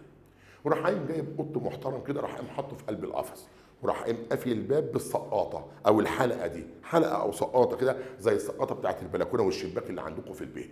خلاص. يروح قايم جايب سمك السلمون ويروح قايم حاطه قدام الباب. تروح قايمه القطه عملت ايه بقى القطه؟ القطه عملت في الاول نشاط عشوائي. يعني ايه كلمه نشاط عشوائي؟ يعني تتنطط في اخر القفص، وتتنطط في نص القفص، وتتنطط في اول القفص، تتنطط في اخر القفص، وتيجي في نص القفص تتنطط، وتيجي في اخر القفص تخبط راسها في قلب الباب وتفتح وتحاول تزق الباب بايديها وتتنطط عشان تفتح الباب وتاكل السمكه. وبالفعل بسبب الحركه العشوائيه اللي عملتها كتير داخل القفص الباب اتفتح.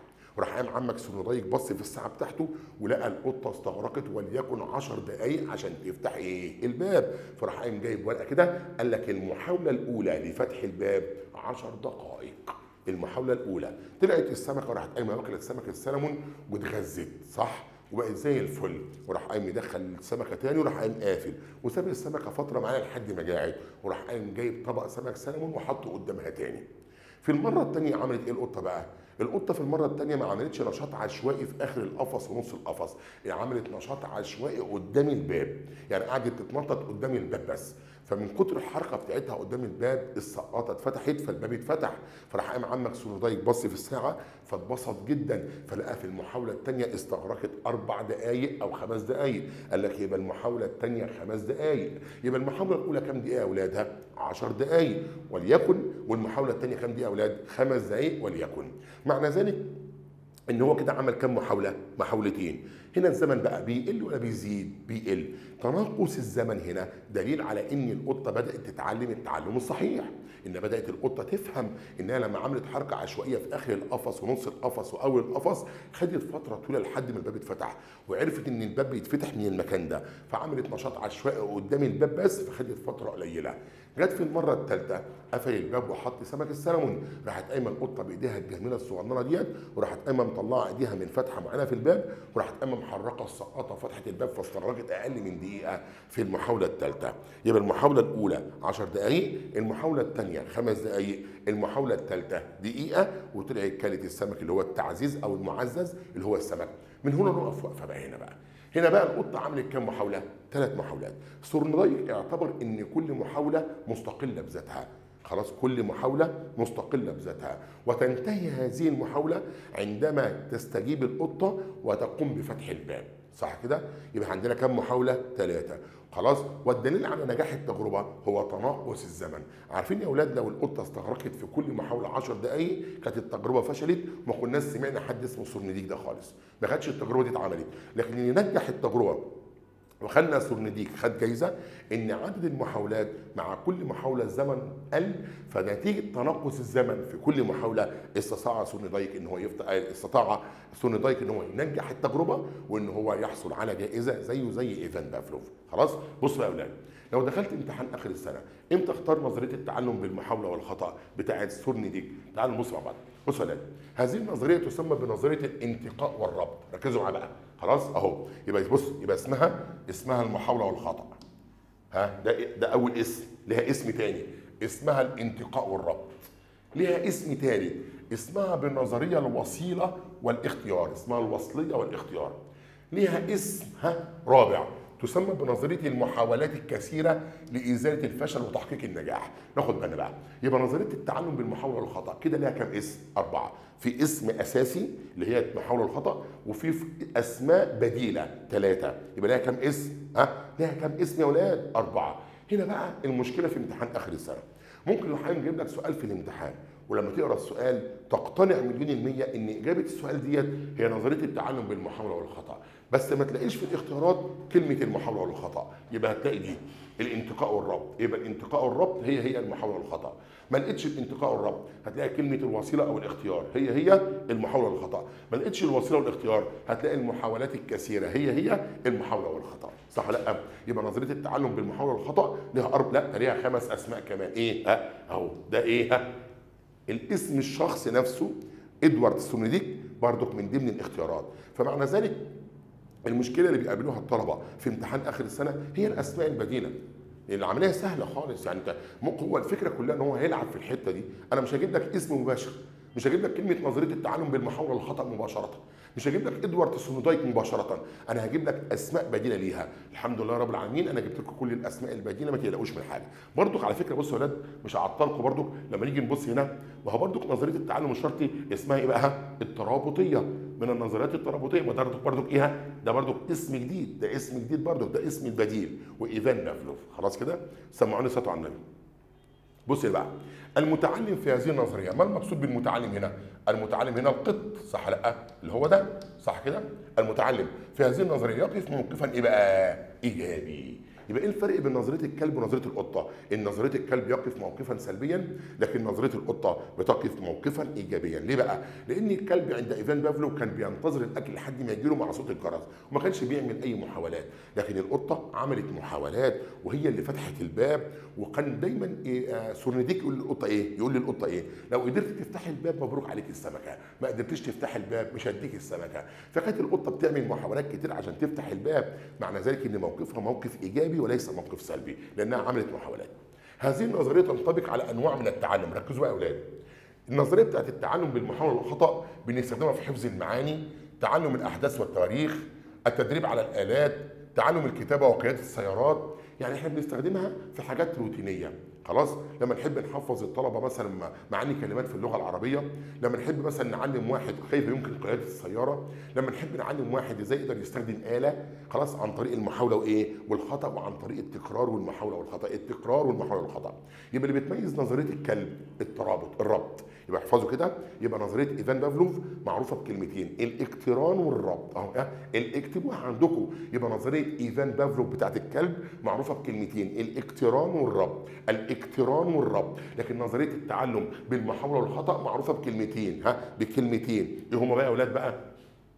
معروفه بمعنيين اتنين بس، ما فيهاش اقتران ولا فيها ربط، ولكن فيها ايه بقى؟ بنسميها عندنا تعلم الكتابه والقراءه، تعلم الاحداث، فهم المعاني، التكرار، كلمه التكرار، المحاوله. خلاص؟ اذا كلمه محاولات وكلمه تكرار وكلمه تدريب دي كلها بتاعت نظريه التعلم بالمحاوله والخطا، لكن كلمه الاقتران وكلمه الربط بتاعت نظريه التعلم الايه بقى؟ الشرط الكلاسيكي بتاعت ايفان بافلوف. حلو كده؟ يبقى ديت بطبقها على انواع معينه من التعلم، اللي هو حفظ المعاني، تعلم الاحداث والتواريخ، التدريب على الالات، تعلم الكتابه وقياده السيارات، اللي هي الحاجات اللي فيها تكرار وفيها محاولات. ماشي؟ بصوا بقى، هنا قلنا ايه؟ تنطبق على انواع ايه؟ هنا بقى لا تنطبق على انواع معينه من التعلم. شفتوا بقى؟ شفتوا الجمال؟ شفتوا التريكات؟ يعني نظريه التعلم بالمحاوله والخطا في حاجات في التعلم ما تنفعش معاها، يعني ما ينفعش استخدمها، وفي حاجات في التعلم ينفع استخدمها. الحاجات اللي في التعلم ينفع استخدمها اهو، بحفظ معاني، بعلمك ازاي تعرف تسوق عربيه، ماما بتعلم اختك ازاي تعرف تطبخ بالتكرار والمحاولات، بتعلم احاديث تواريخ في ماده التاريخ. خلاص كده؟ بتدرب على آلة. حلو. لكن في حاجات تانية ما ينفعش استخدم فيها نظريه التعلم بالمحاوله والخطا. زي ايه مثلا؟ التعلم بالفهم، التعلم بالادراك، التعلم المعتمد على ارتفاع نسبه الذكاء العليا. بصوا يا ولاد، الثلاث حاجات دول، 1 2 3، دول ما ينفعش استخدم فيهم ايه بقى؟ نظريه التعلم. لكن دي تمشي مع نظريه ايه بقى؟ الجيشتالت اللي احنا لسه هناخدها دلوقتي. يبقى نظريه التعلم بتاعت الجيشتالت تمشي مع نظريه مع الفهم، مع التعلم بالفهم، مع التعلم بادراك العلاقات، مع التعلم المعتمد على ارتفاع نسبه الذكاء. خلاص؟ يبقى نتفق مع بعض عشان خاطر ربنا ينجحكم ويبارك فيكم يا رب. يبقى نظريه التعلم بالمحاوله والخطا في حاجات في التعلم ما ينفعش استخدمها فيها، وفي حاجات في التعلم ينفع استخدمها فيها.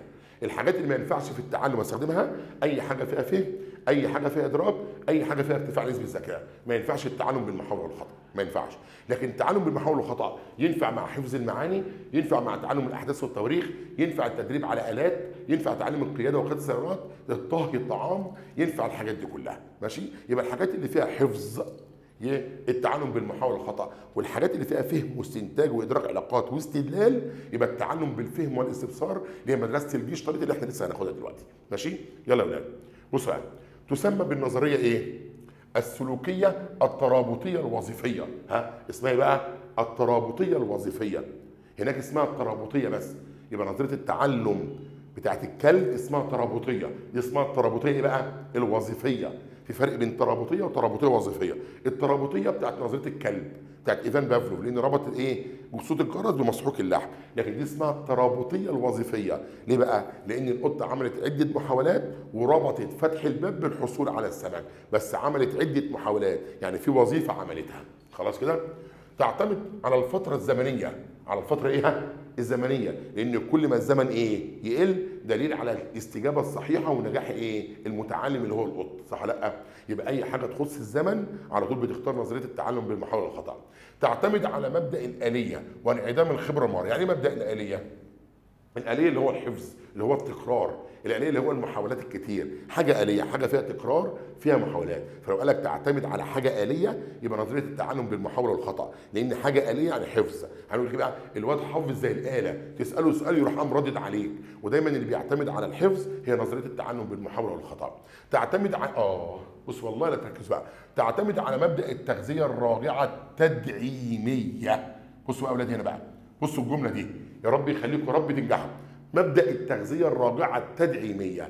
في طالب يقول لك كلمة مبدأ التغذية الراجعة التدعيمية دي موجودة في نظرية نورمان اللي هي نظرية تجهيز ومعالجة المعلومات. أيوه، نظرية تجهيز ومعالجة المعلومات اسمها التغذية الراجعة المعلوماتية. لكن بالنسبه للنظريه بتاعت سورندايك بتاعت المحاوله والخطا اسمها مبدا التغذيه الراجعه التدعيميه. شفت بقى الجمال؟ فلو جالك سؤال في امتحان اخر السنه عشان عارف ان انت ممكن تتلخبط وقال لك كده اهو تعتمد على مبدا التغذيه الراجعه المعلوماتيه، يبقى نظريه تجهيز ومعالجه المعلومات بتاعت نورمان، اختار نورمان في الاختيارات. طب لو قال لك مبدا التغذيه الراجعه التدعيميه بختار ايه بقى؟ سورنديك اللي هي نظريه التعلم بالمحاوله والخطا. هو ده بقى اللي بنسميه عندنا الاسئله اللي بين السطور اللي ممكن تلخبط الواحد. طب ليه يا استاذ سيد سماها تغذيه راجعه تدعيميه؟ بص يا ولاد، كلمه تغذيه راجعه ان هو مثلا، ما هو نظريه نورمان هناخدها برضو دلوقتي اللي هي النظريه الرابعه، ان هو بيعتمد على التكرار. خلاص، فانت بتعمل حاجه مره واثنين وثلاثه فبتستفيد فبتاخد معلومات. لكن هنا تدعيميه ليه بقى؟ لان القطه عملت كذا محاوله، فطبعا كان سورنديك بيحاول يدعمها بالسمك، فلما عملت المحاوله الاولى ونجحت قال لها طب مبروك عليك السمك اهو، فبيدعمها بانها تاكل السمكه. لما عملت المحاوله الثانيه دعمها بالسمكه، لما عملت المحاوله الثالثه وفتحت الباب دعمها بالسمكه، فسميت بالتغذيه الراجعه التدعيميه. يبقى اولاد عندنا بقى كلمتين اهم، كلمه التغذيه الراجعه التدعيميه يبقى نظريه التعلم بالمحاوله والخطا، كلمه التغذيه الراجعه المعلوماتيه يبقى نظريه تجهيز ومعالجه المعلومات. استحلفكم بالله، لان هو دايما بيلعب بامور ويربط حاجات كده تلخبطك. انا واثق مليون المية لو كنتوا دخلتوا امتحان اخر السنه ولقيتوا كلمه مبدا التغذيه الراجعه التدعيميه اقسم بالله كلكم هتختاروا نورمان. لا، كلمه بصوا، التغذيه الراجعه ديت كلمه مشتركه بين نظريتين. لو قال لك تدعيميه يبقى تختار على طول سورنديك او المحاوله والخطا، لو قال لك معلوماتيه تختار على طول نورمان مباشره. خلاص؟ لا تعتمد على التفكير بانواعه اللي هو الاستنباط والاستقراء، لسه عارفينها دلوقتي، لان احنا قلنا هذه النظريه ما بتعتمدش على الفهم وادراك العلاقات والاستدلال، فبالتالي الاستنباط والاستقراء دوت ما ينفعش معاها. يبقى نظريه سورنديك ديت التعلم بالاستنباط والتعلم بالاستقراء اللي هو الاستدلال الاستنباطي والاستدلال الاستقرائي ما ينفعش مع النظريه. تعتمد على التمرين اللي هو الاستعمال وليس الاهمال. خلاص؟ التمرين لان عملت مره واثنين وثلاثه. تعتمد على دافعيه المتعلم والممارسه والتدريب وتقويه ايه بقى؟ دافعيه المتعلم. مين المتعلم هنا؟ القطه كان يعني ايه دافعيه المتعلم؟ هو لولا السمكه اللي على الباب كانت القطه عملت محاولات؟ لا، فالقطه عملت محاولات عشان السمك اللي موجود في الباب. تعتمد على التمهيد للموضوعات والتهيؤ والاعتماد على الميول. تمهيد للموضوعات. تعتمد على الوقوع فين؟ في الخطا واعاده. لازم القطه وقعت في الخطا، خدت 10 دقائق في المره الاولى وخدت 5 دقائق في المره الثانيه وخدت دقيقه في المره الثالثه، فعملت محاولات وغلطت لحد ما عرفت تفتح الباب في اقل وقت ممكن، صح ولا لا؟ اذا غلطت وصلحت الغلط. تعتمد على النجاح بعد ارتكاب الخطا مره بص، يبقى النجاح بعد ارتكاب الخطا هي بص لا فشل بدايته والنجاح شفت الله، لو جه قال لك نظريه الفشل بدايتها والنجاح نهايتها يبقى نظريه التعلم بالمحاوله والخطا. تاني، لو قال لك نظريه الفشل بدايتها والنجاح نهايتها اذا بدات بالفشل وانتهت بالنجاح يبقى نظريه التعلم بالمحاوله والخطا. تعتمد على هدف تسعى للوصول اليه، والمقصود بالهدف هنا اللي هو التعزيز، والمقصود بالهدف هنا اللي هو الطعام، والمقصود بالهدف هنا اللي هو السمك. خلاص؟ اللي هو سمك السلمون. في اي مشكله كده؟ دي اسمها نظريه التعلم بالمحاوله والخطا. تعالوا نبص مع بعض الى نظريه التعلم بالفهم والاستبصار. اللهم صل وسلم وبارك على سيدنا محمد.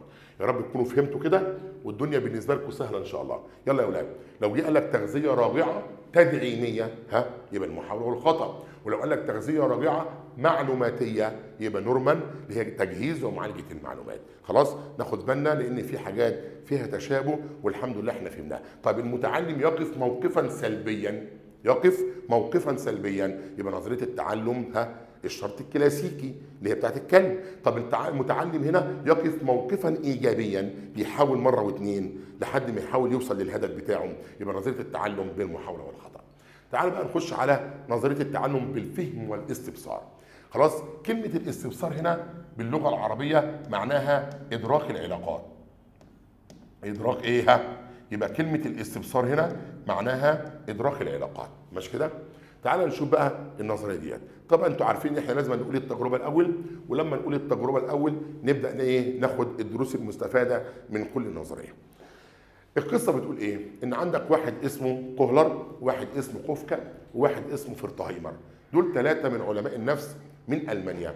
خلاص عملوا مدرسه اسمها مدرسه الجيشتالت او الجاشتالت. كلمة جيشتالت هي كلمة ألمانية معناها الكل أو الصيغة الكلية أو الشكل الكلي أو الإدراك الكلي. حلو كده؟ القصة بتقول إيه؟ هم عملوا تجربة على حيوان القرد، يبقى التجربة هنا على حيوان القرد أهو، يبقى التجربة هنا كده على حيوان القرد. خلاص يبقى أنت عندك النظرية الأولى على الكلب، النظرية الثانية على القطة، النظرية الثالثة على القرد. يلا مع بعض بقى ناخد النظرية الثالثة عندنا وهي نظرية التعلم بالفهم والاستبصار. كلمة الاستبصار معناها عندنا يا ولاد حاجة اسمها إدراك العلاقات أهو، يبقى كلمة الاستبصار هنا معناها إدراك العلاقات. حلو قوي؟ يبقى نظرية التعلم بالفهم والاستبصار معنى كلمة استبصار معناها إدراك العلاقات. حلو قوي. مين أصحاب النظرية ديت؟ أصحاب النظرية ديت مجموعة من علماء النفس الألمان، واحد اسمه كوهلر والتاني اسمه كوفكا والتالت اسمه فرتهايمر. ال3 علماء دول يا ولاد من العلماء اللي هم عملوا نظريه على حيوان القرد. يبقى هنا المتعلم هنا مين؟ يبقى المتعلم هنا اهو، المتعلم هنا القرد. خلاص كده؟ المتعلم في النظريه الاولى كان الكلب، وده نظريه ايفان بافلوف، نظريه التعلم الشرط الكلاسيكي. والتعلم في النظريه الثانيه كان القط، ودي اسمها نظريه المحاوله والخطا، وكان هنا صاحبها ادوارد سونوديك او سونودايك. والمتعلم في النظريه الثالثه هو القرد، وصاحب هذه النظريه نظريه التعلم بالفهم والاستبصار، وهم نظريه تتمثل في 3 علماء كوهلر وكوفكا فرتهايمر. بص يا ولاد، كل ما عدد العلماء يزيد في النظريه بتوضح خطوره النظريه واهميتها. خلاص؟ يعني ال4 نظريات اللي موجودين عندنا خلاص كل نظريه من النظريات فيها عالم واحد. اول حاجه ايفان بافلوف، ادوارد سونوديك ونورمان، لكن النظريه دي فيها كام عالم؟ 3. فلما عدد العلماء بيزيد تعرف على طول ان النظريه لها قوتها ولها سمعتها. تعال نشوف النظريه دي بتقول ايه. عمك كوهلر وعمك كوفكا وعمك فرتهايمر جابوا قرد وجابوا قفص من الحديد، والقفص كان ليه ارتفاع معين وما كانش فيه اي حواجز موجوده في القفص علشان ما تسمحش للقرد ان هو يتسلق عليها. وراح قايمين جايبين مجموعه من المكعبات وليكن 3 مكعبات خشبيه، ورموا المكعبات ديت في اماكن متفرقه داخل القفص. رموا مكعب هنا ورموا مكعب هنا ورموا مكعب هنا، ما حطوش ال3 مكعبات مع بعض في مكان واحد. وجابوا الموز، لان هنا الموز يعتبر من اقوى الدوافع اللي هو دافع الجوع بالنسبه للقرد. وجابوا الموز وراح حاطينه في سقف القفص فوق، وراح مدخلين القرد لين داخل القفص. ماذا بقى عمل القرد؟ القرد اول ما دخل عمل حاجه في منتهى الغرابه، لدرجه ان كوفكا وكوهلر وفرتهايمر استغربوا جدا جدا من التصرف اللي القرد عمله. القرد عمل ايه؟ القرد وقف في نص القفص وقعد يبص على الموز. حلو كده؟ معنى ذلك ان القرد وقف في نص القفص وقعد يبص على الموز. خلاص خد حاجه اسمها فتره تامل وانتظار، يبص على الموز شويه وبعدين يبص على ال3 مكعبات وبعدين يبص على ال3 علماء ويرجع يبص على الموز وبعدين يرجع يبص على ال3 مكعبات وبعدين يرجع يبص على العلماء. خلاص؟ راح قايم القرد من محاوله واحده مش من 3 محاولات زي القط بقى، وراح قايم جايب المكعب الاولاني وراح قايم حاطه تحت الموز بالظبط، لا يمين ولا شمال. حلو؟ مش يطلع بقى على المكعب الاولاني ويحاول يمد ايديه عشان يجيب الموز ويلاقي الموز بعيد فينزل يجيب المكعب الثاني. ما عملش كده، والله ما عمل كده. كما لو كان عامل التجربه دي قبل كده.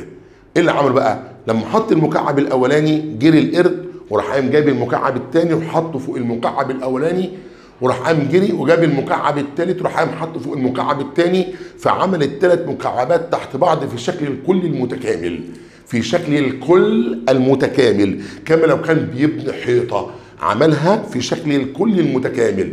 عرفتوا بقى هذه المدرسة سميت، هذه النظرية سميت نفسها باسم الجيشتالت لأنها كلمة ألمانية معناها الكل أو الشكل الكلي. خلاص، فحطت الثلاث مكعبات فوق بعض في شكل الكل المتكامل. يروح قايم القرد يطلع فوق الثلاث مكعبات، يروح قايم جايب الموز وينزل، ويروح قايم واكل الموز.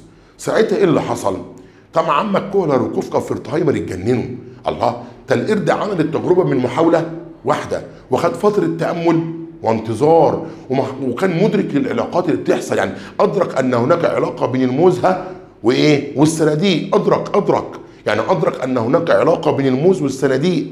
خلاص، عشان كده يسموها نظرية التعلم بالفهم والاستبصار. بالفهم كما لو كان القرد كان فاهم، والاستبصار لأن القرد أدرك العلاقة، أن هناك علاقة بين الصناديق والموز. دي مشكله كبيره لدرجه ان كوهلر استغرب. احنا لما سالنا كوهلر ايه رايك في التجربه؟ قال لك انا استغربت لان القرد عملها من محاوله واحده وخد فتره تامل وانتظار كما لو كان مدرك للعلاقه. فلما سالنا كوفكا قال لك لا، انا توقعت ان هو هيستخدم الصناديق كوسيله للتسليه، ولكن استخدامها كوسيله للوصول الى الموز. خلاص، ده اللي انا عايز اقول عليه بقى، ان القرد فهم ان في علاقه ما بين الصناديق والموز، فسموها نظريه التعلم بالفهم والاستبصار، لان كلمه استبصار معناها ادراك علاقه. خلاص، وسميت باسم مدرسه الجيشتالت.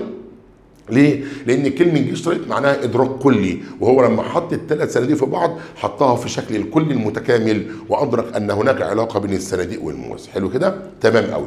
تعالى مع بعض بقى كده نشوف ايه نواتج التعلم اللي احنا لو شفناها في الامتحان نختار نظريه التعلم بالفهم والاستبصار. رقم واحد، هذه النظريه اسمها استفاده، اسمها فهم، اسمها ادراك علاقات، اسمها مقارنه، اسمها شكل كلي. يبقى الكلمات ديت لو شفتها في اي سؤال تختار نظريه التعلم بالفهم والصراع. خلاص، النظريه ديت فيها استفاده، النظريه ديت فيها فهم، فيها ادراك علاقات، فيها مقارنه، فيها شكل كلي. بصوا الان، ظهرت في المانيا على يد كوفكا وكولر وفرتهايمر. تمام، يبقى اول ما ظهرت في المانيا، اكدت على الادراك الكلي. كلمه ادراك كلي، الكلمه ديت من اكتر الكلمات اللي بتيجي في امتحانات اخر السنه عشان يخليك تعرف تختار نظريه التعلم بالفهم والصراع. وليست العناصر والاجزاء، اعتمدت على الشكل العام. الشكل العام. يبقى النظريه دي اعتمدت على الادراك الكلي، لان ادرك ان هناك علاقه بين الصناديق وبين الموز، فادرك العلاقه الكليه بينهم والشكل العام. اكدت على التعلم الحقيقي يصبح جزء في الذاكره طويله ايه؟ المدى. بصوا يا اولاد، الذاكره طويله المدى، اسم الذاكره ديت لو شفتوها في اي سؤال، طويله المدى او الذاكره قصيره المدى او الذاكره الحسيه اللي احنا خدناهم في ثانيه ثانوي، على طول دي نظريه التعلم بالفهم والاستبصار. ايه؟ الذاكره الحسيه خلاص بتحفظ المعلومه في ثانيه وتختفي. الذاكره قصيره المدى بتحفظ المعلومه او بتخزن المعلومه في دقيقه او نص دقيقه، بينما الذاكره طويله المدى بتخزن المعلومه عده سنوات او ربما حتى اخر العمر. فمعنى ذلك ان النظريه ديت اعتمدت على الذاكره طويله المدى اللي هي بتعتمد على الفهم وادراك العلاقات والاستبصار وتخزين المعلومات فتره طويله. اكدت على التشابه في العلاقات وليس الاقتران والتكرار. بصوا الان، الاقتران هنا مين؟ الاقتران، كلمه الاقتران انهي نظريه؟ نظريه التعلم الشرطي الكلاسيكي بتاعت ايفان بافلوف. طب كلمه التكرار والتعزيز انهي نظريه؟ نظريه التعلم بالمحاوله والخطا ادوارد سورنديك، صح او سورندايك.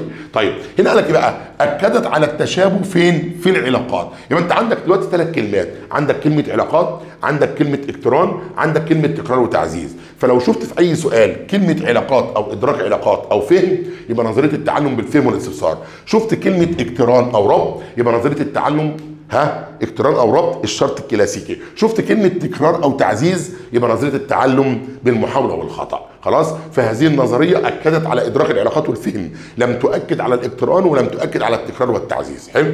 اكدت على ادراك المعنى، بص، علاقات وادراك وتنظيم المعارف والمعاني. اكدت على ان الكل يسبق الجزء، يعني اكدت على الادراك الكلي والنظريه الكليه والادراك الكامل، دي كلها مصطلحات. هو والله ما تخافوا، والله العظيم ما تخافوا، وما توفقنا الا بالله، ربنا معانا ما تقلقوش. ليه بقى؟ هو لو عايز يخليك في الامتحان تختار نظريه التعلم بالفهم والاستبصار، لازم يجيب لك كلمه ادراك كلي، لازم يجيب لك النظريه الكليه، لازم يجيب لك كلمه ادراك كامل، لازم يحط لك المصطلحات دي في السؤال.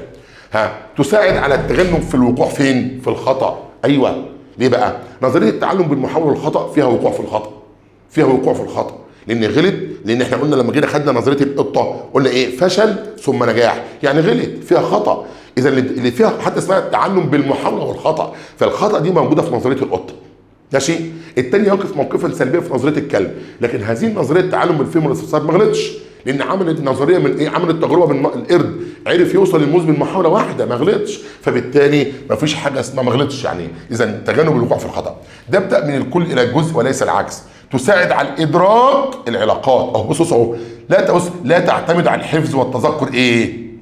الآلي. يلا يا حبايبي بالله عليكم بقى ما تكسفونيش، ايه النظريه اللي بتعتمد على الحفظ والتذكر الآلي؟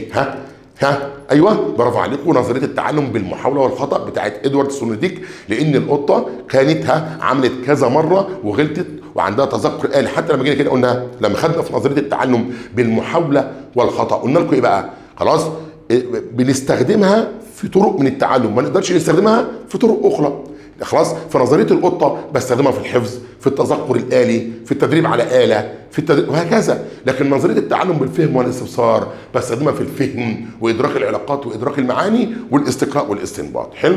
تساعد في تنظيم الخبرات السابقه بطريقه كليه، اهو، تساعد في الاستفاده من المعلومات الجديده ويوضح اوجه الشبه بين الجديد والقديم، بين الجديد وايه؟ والقديم. يساعد في الاستفاده، اي حاجه فيها بص، يساعد على الاستفاده، يساعد على الاستفاده من تعلم عمليه بعد تعلم عمليه ايه؟ اخرى. عارفين دي معناها يا اولاد؟ اسمها ايه بقى؟ انتقال، اهو اسمها انتقال اثر التعلم. اثر ايه؟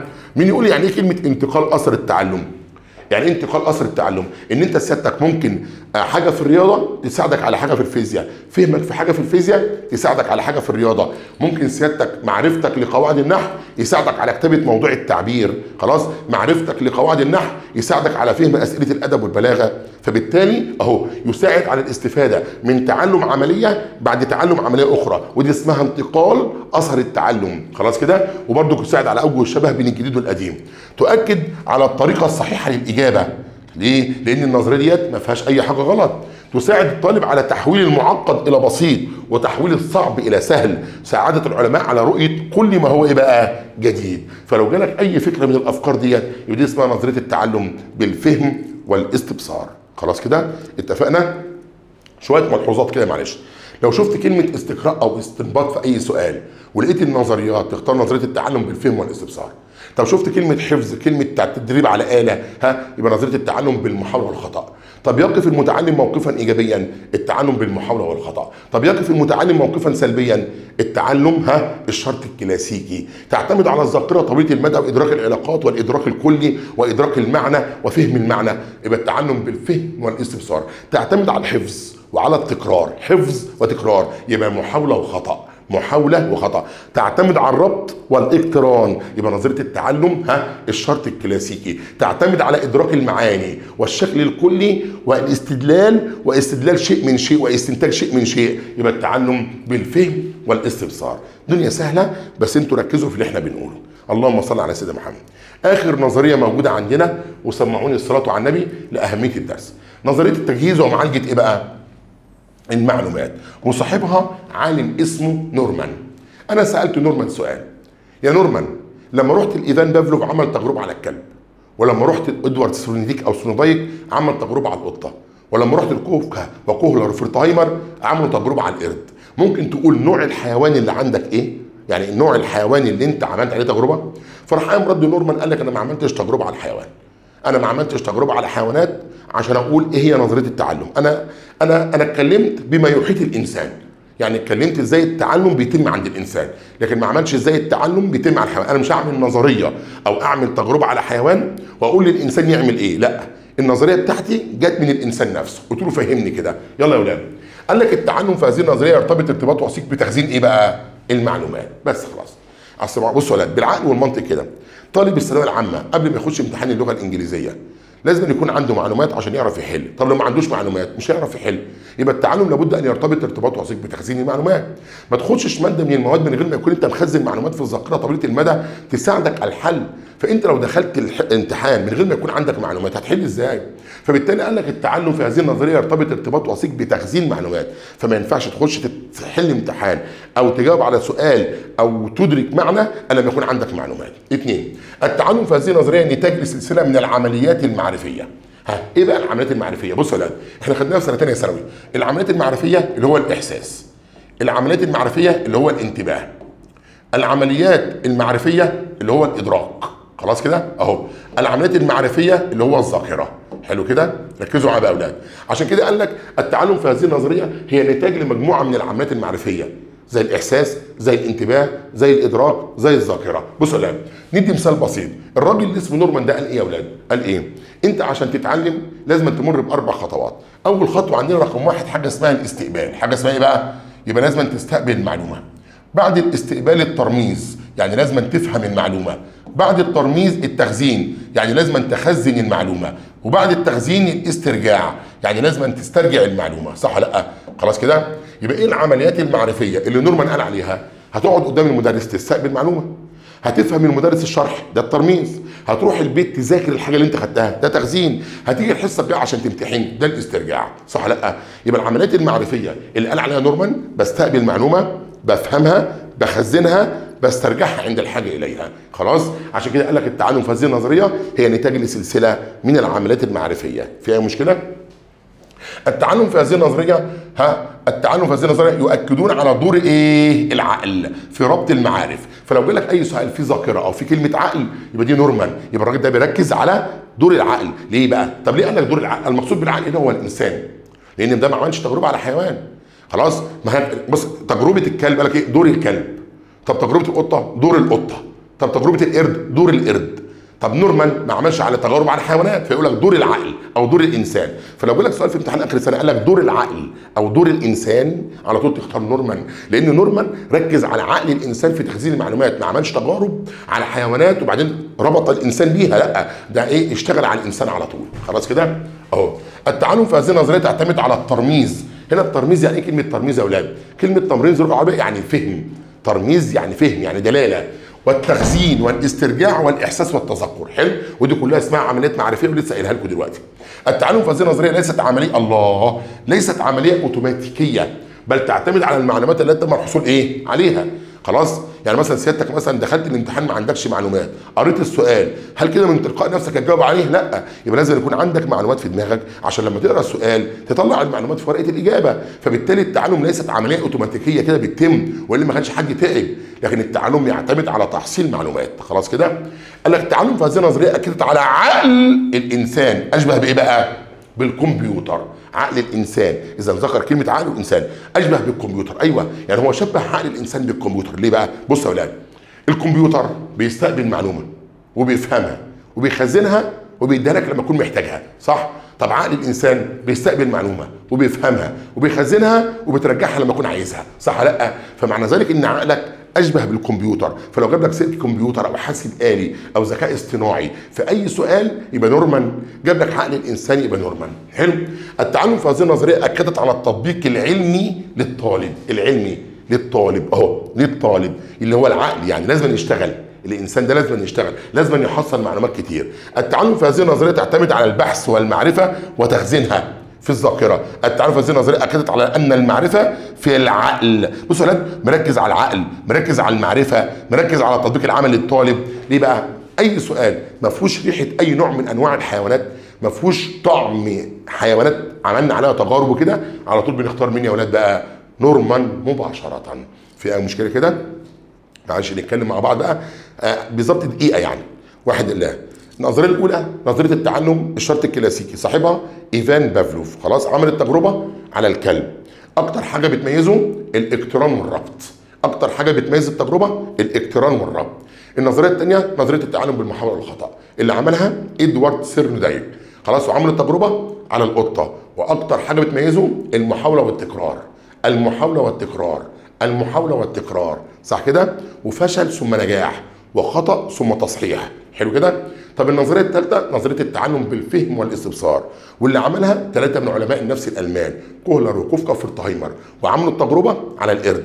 وأكتر حاجة بتميزهم الكل، الإدراك الكلي، الشكل العام، الاستفادة، الفهم، إدراك العلاقات، الربط بين الأشياء، الربط بين الجديد والقديم. فهمك لمعلومه بتساعدك على فهمك لمعلومه ثانيه، خلاص، اللي هو اسمه انتقال اثر التعلم. طب النظريه الثالثه نظريه نورمان، اسمها تجهيز ومعالجه المعلومات. طب عمل التجربه على، ما عملش على حيوانات، اعتمد على عقل الانسان، وشبه عقل الانسان بالكمبيوتر، وقال لك عقل الانسان محتاج 4 حاجات: تستقبل معلومه، تعمل لها ترميز يعني فهم، تعمل لها تخزين، تعمل لها استرجاع عند الحاجه ليها. يبقى كل نظريه لها افكار ما فيش شبه بينهم خالص. في اي مشكله؟ اللهم صل على سيدنا محمد. نبدا بقى ناخد مع بعض شويه حاجات كويسه على القوانين بقى، المثير الشرط والمثير الطبيعي والاستجابه الشرطيه والاستجابه الطبيعيه وقانون التمرين وقانون الاستدعاء التلقائي. هنشوف الحاجات دي كلها، وسمعوني الصلاه على النبي. تعالوا بقى ناخد مع بعض كده اهم مفاهيم وقوانين نظريات التعلم، عشان كده نخلص الوحده الاولى ويبقى كده تمام. معاكم الذكاءات ومعاكم النظريات ومعاكم مفاهيمها ومعاكم قوانينها ومعاكم نواتج التعلم ومعاكم حتى الامثله اللي تساعدكم على حل الاسئله المقالي. يلا سمعوني الصلاه على النبي. بصوا يا اولاد، احنا عندنا حاجه اسمها المثير الطبيعي، صح؟ وعندنا حاجه اسمها المثير الشرطي، وعندنا حاجه اسمها المثير المحايد، وعندنا حاجه اسمها الاستجابه الطبيعيه، وعندنا حاجه اسمها الاستجابه الشرطيه. يلا بالراحه كده مع بعض وسمعوني الصلاه على النبي.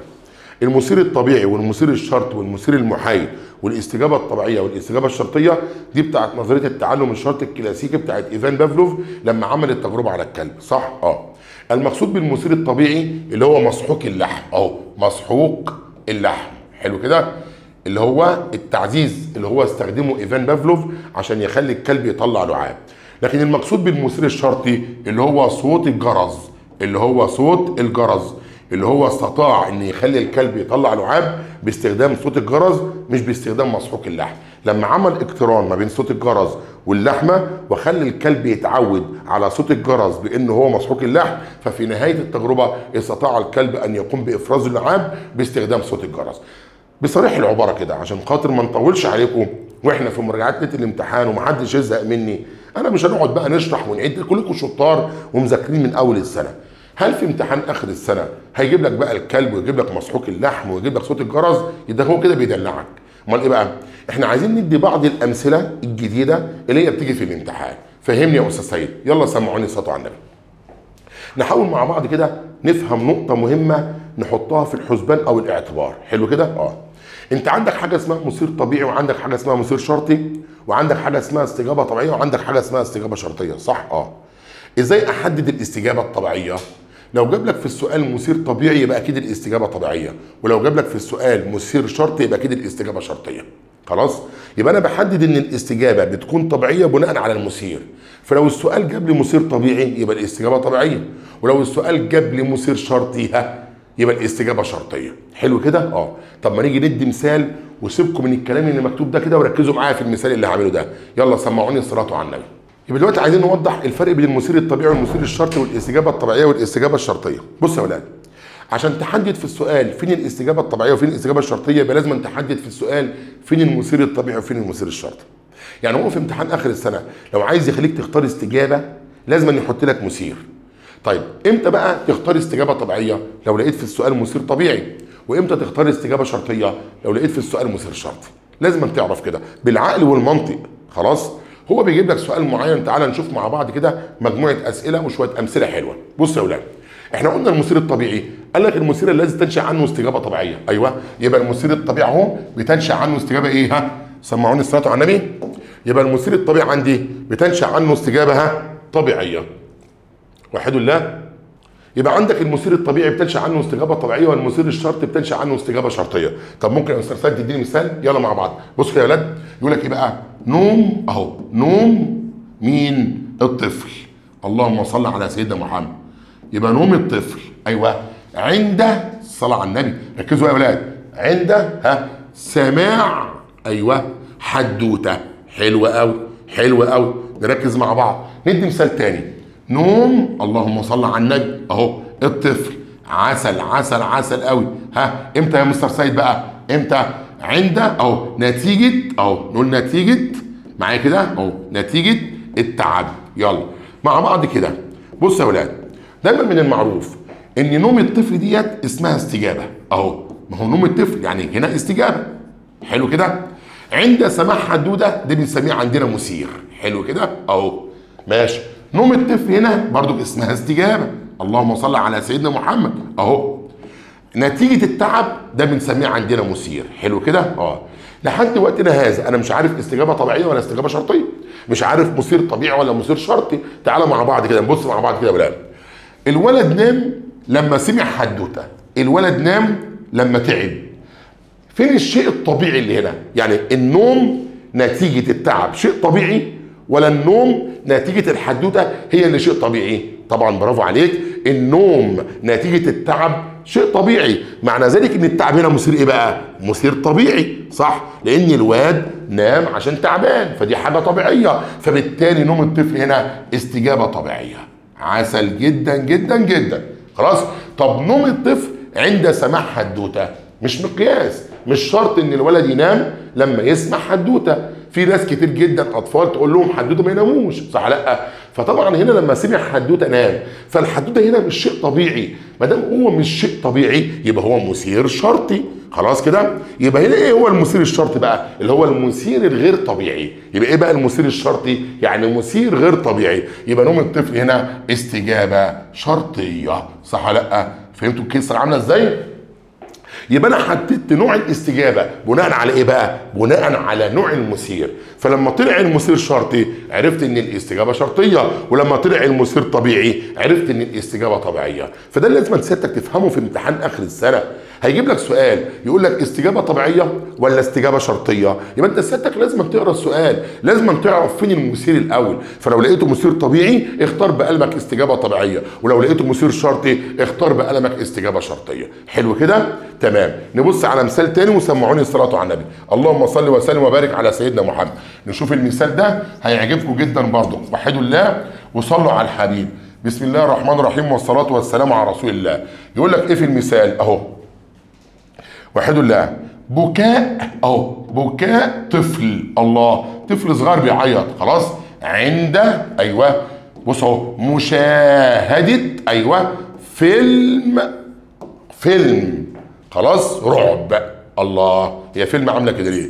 اذا بكاء طفل عند مشاهده فيلم رعب. حلو قوي عسل. طب هنا بقى بكاء ايوه بكاء طفل امتى؟ بكاء طفل امتى؟ عند رؤيه اهو، عند رؤيه خلاص اخته اخته الكبيره تبكي. اللهم صل على النبي.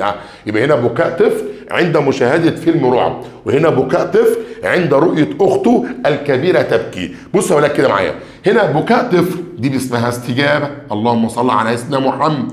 طيب هنا بكاء طفل اسمها استجابة. دايما الجزء الأول من السؤال بيبقى استجابة يا ولاد، ما هو الولد بيعيط استجابة. طب عند مشاهدة فيلم رعب ده اسمه مثير. عسل قوي. طب عند رؤية أخته الكبيرة تبكي ده اسمه مثير صح ولا لأ؟ طب بصوا مع بعض كده، الولد بيعيط لما شاف فيلم رعب، ده شيء طبيعي ان هو لما شاف فيلم رعب او فيلم مخيف الواد عيط. يبقى ده مثير ايه بقى؟ طبيعي. ده مثير طبيعي، يبقى دي استجابه ايه بقى؟ طبيعيه. طب الولد بيعيط لما لقى اخته بتعيط. طب هو ما يعرفش اخته بتعيط ليه، بس هو شاف اخته الكبيره بتعيط فعيط زيها، بس هو مش عارف هي بتعيط ليه، هو بيعيط على عياطها. يبقى عياطها ده يبقى ده مثير ايه بقى؟ مثير شرطي. يبقى ده بنسميه عندنا استجابه شرطيه. ركزوا معايا يا ولاد، هنا عيط الولد بيبكي لما شاف فيلم رعب، فيلم مخيف، فلما شاف فيلم مخيف راح قام خاف وقعد يعيط. خلاص يبقى دي حاجه طبيعيه ان هو لما شاف فيلم مخيف عيط، يبقى دي حاجه طبيعيه، يبقى استجابه طبيعيه. طب بيعيط لما لقى اخته الكبيره بتعيط. بص بقى، لما لقى اخته الكبيره بتعيط، طب ما هو مش عارف اخته بتعيط ليه، هو بيعيط على عياطها، يبقى ده حاجه غير طبيعيه، مثير شرطي يعني غير طبيعي، فدي استجابه شرطيه. معلش مثال ثالث اخير، انا اسف اذا كنت بتعبكم، بحب اديكم شويه امثله عشان تفهموا، بس عشان اقول لكم ازاي تعرف تحدد المثير الطبيعي والاستجابه الطبيعيه، وتقدر تحدد المثير الشرطي والاستجابه الشرطيه. سمعوني الصلاه على النبي. خد المثال ده برضو هيفهم قوي. خلاص اهو، توقف اهو، توقف لاعب اهو عند، ايوه عند سماع صفارة الحكم. الله، يعني لاعب كان بيلعب بالكرة فلما الحكم صفر راح قام وقف باللعب. حلو قوي. طيب توقف اهو، بص نفس الكلام اهو، لاعب توقف ايه؟ لاعب. خلاص خلاص، عند رؤية اهو، رؤية اصحابه. خلاص، رؤية ايه بقى؟ اصحابه متوقفون او يتوقفون ايه؟ اصحابه يتوقفون عن اللعب. عن ايه؟ عن اللعب. الله، بص هو لاعب، يبقى توقف لاعب عند سماع صفارة الحكم، توقف لاعب عند رؤية اصحابه يتوقفون عن اللعب. اهو توقف لاعب دي بنسميها عندنا استجابة. حلو قوي. طب توقف لاعب برضو اسمها استجابة، صح بقى؟ ما هو استجابة دي يعني عمل حاجة اهو. بصوا عند سماع صفارة الحكم ده اسمه مثير. حلو قوي. طب عند رؤية اصحابه ده اسمه مثير، صح ولا لا؟ ركزوا معايا كده يا ولاد. اللاعب هنا وقف لما سمع صفارة الحكم، طب ما دي حاجة طبيعية، يبقى ده مثير طبيعي. خلاص، يبقى ده اسمه استجابة ايه بقى؟ طبيعية. طب هنا وقف لما لقى اصحابه وقفوا، معنى ذلك ان هو مش عارف هم وقفوا ليه. هنا عارف هو وقف ليه، عشان سمع الصفارة وصوت الصفارة معناه ان هو يقف. طب هنا وقف عشان اصحابه وقفوا، بس هو مش عارف هو وقف ليه. انا وقفت عشان اصحابي، طب هم وقفوا اصحابه ليه؟ فدي حاجه اسمها مثير ايه بقى؟ شرطي. فبنسمي دي استجابه ايه بقى؟ شرطيه. فاحنا بنحدد يا اولاد الاستجابه بناء على المثير، فلو المثير طبيعي يبقى استجابه طبيعيه، ولو المثير شرطي يبقى الاستجابه شرطيه. سمعوني الصلاه على النبي ونرجع بقى لنواتج التعلم تاني. اهو بصوا يا اولاد، نوم طفل نتيجه التعب. التعب هنا ايه يا اولاد؟ بالله عليكم تركزوا مع بعض. التعب هنا ايه؟ التعب هنا يا استاذ سيد مثير طبيعي، يبقى نوم الطفل استجابه طبيعيه. طب نوم طفل عند سماع حدوته، الحدوته مثير شرطي، يبقى نوم الطفل استجابه شرطيه. طيب المثير المحايد ما لا ينشأ عنه أي استجابة. شفت الجرس؟ لما دخل في الأول كده بصوت الجرس من غير لحمة كان الكلب بيخاف منه، لم يصدر عنه أي استجابة، يعني مثير غير مؤثر. فلو جه قال لك مثير لا يصدر عنه أي استجابة أو مثير غير مؤثر، ده مثير محايد. الاستجابة الطبيعية أهو تحدث بفعل المثير الطبيعي. شفت بقى؟ اهو يبقى الاستجابه الطبيعيه بتحدث بفعل المثير الطبيعي. طب الاستجابه الشرطيه بتحدث بفعل المثير الشرطي بعد اقتراره بالمثير الطبيعي عده مرات، صح؟ لما دخل الجرس باللحمه عده مرات. كل رد فعل من منبه او دافع، زي رد فعل الطفل عندما يشاهد فيلم رعب. فيلم الرعب هنا مثير طبيعي، لكن رد الفعل استجابه طبيعيه. رد فعل شخص عندما يمسك بكوب شاي ساخن، كوب الشاي هنا مثير طبيعي، يبقى رد الفعل هنا استجابه طبيعيه. طب هنا بقى بكاء طفل عند مشاهده موقف مؤثر كما فعلت اخته الكبيره، يعني بيعيط زي ما اخته عيطت، يبقى دي استجابه شرطيه. بكاء طفل استجابه شرطيه، يبقى ده مثير ايه؟ شرطي.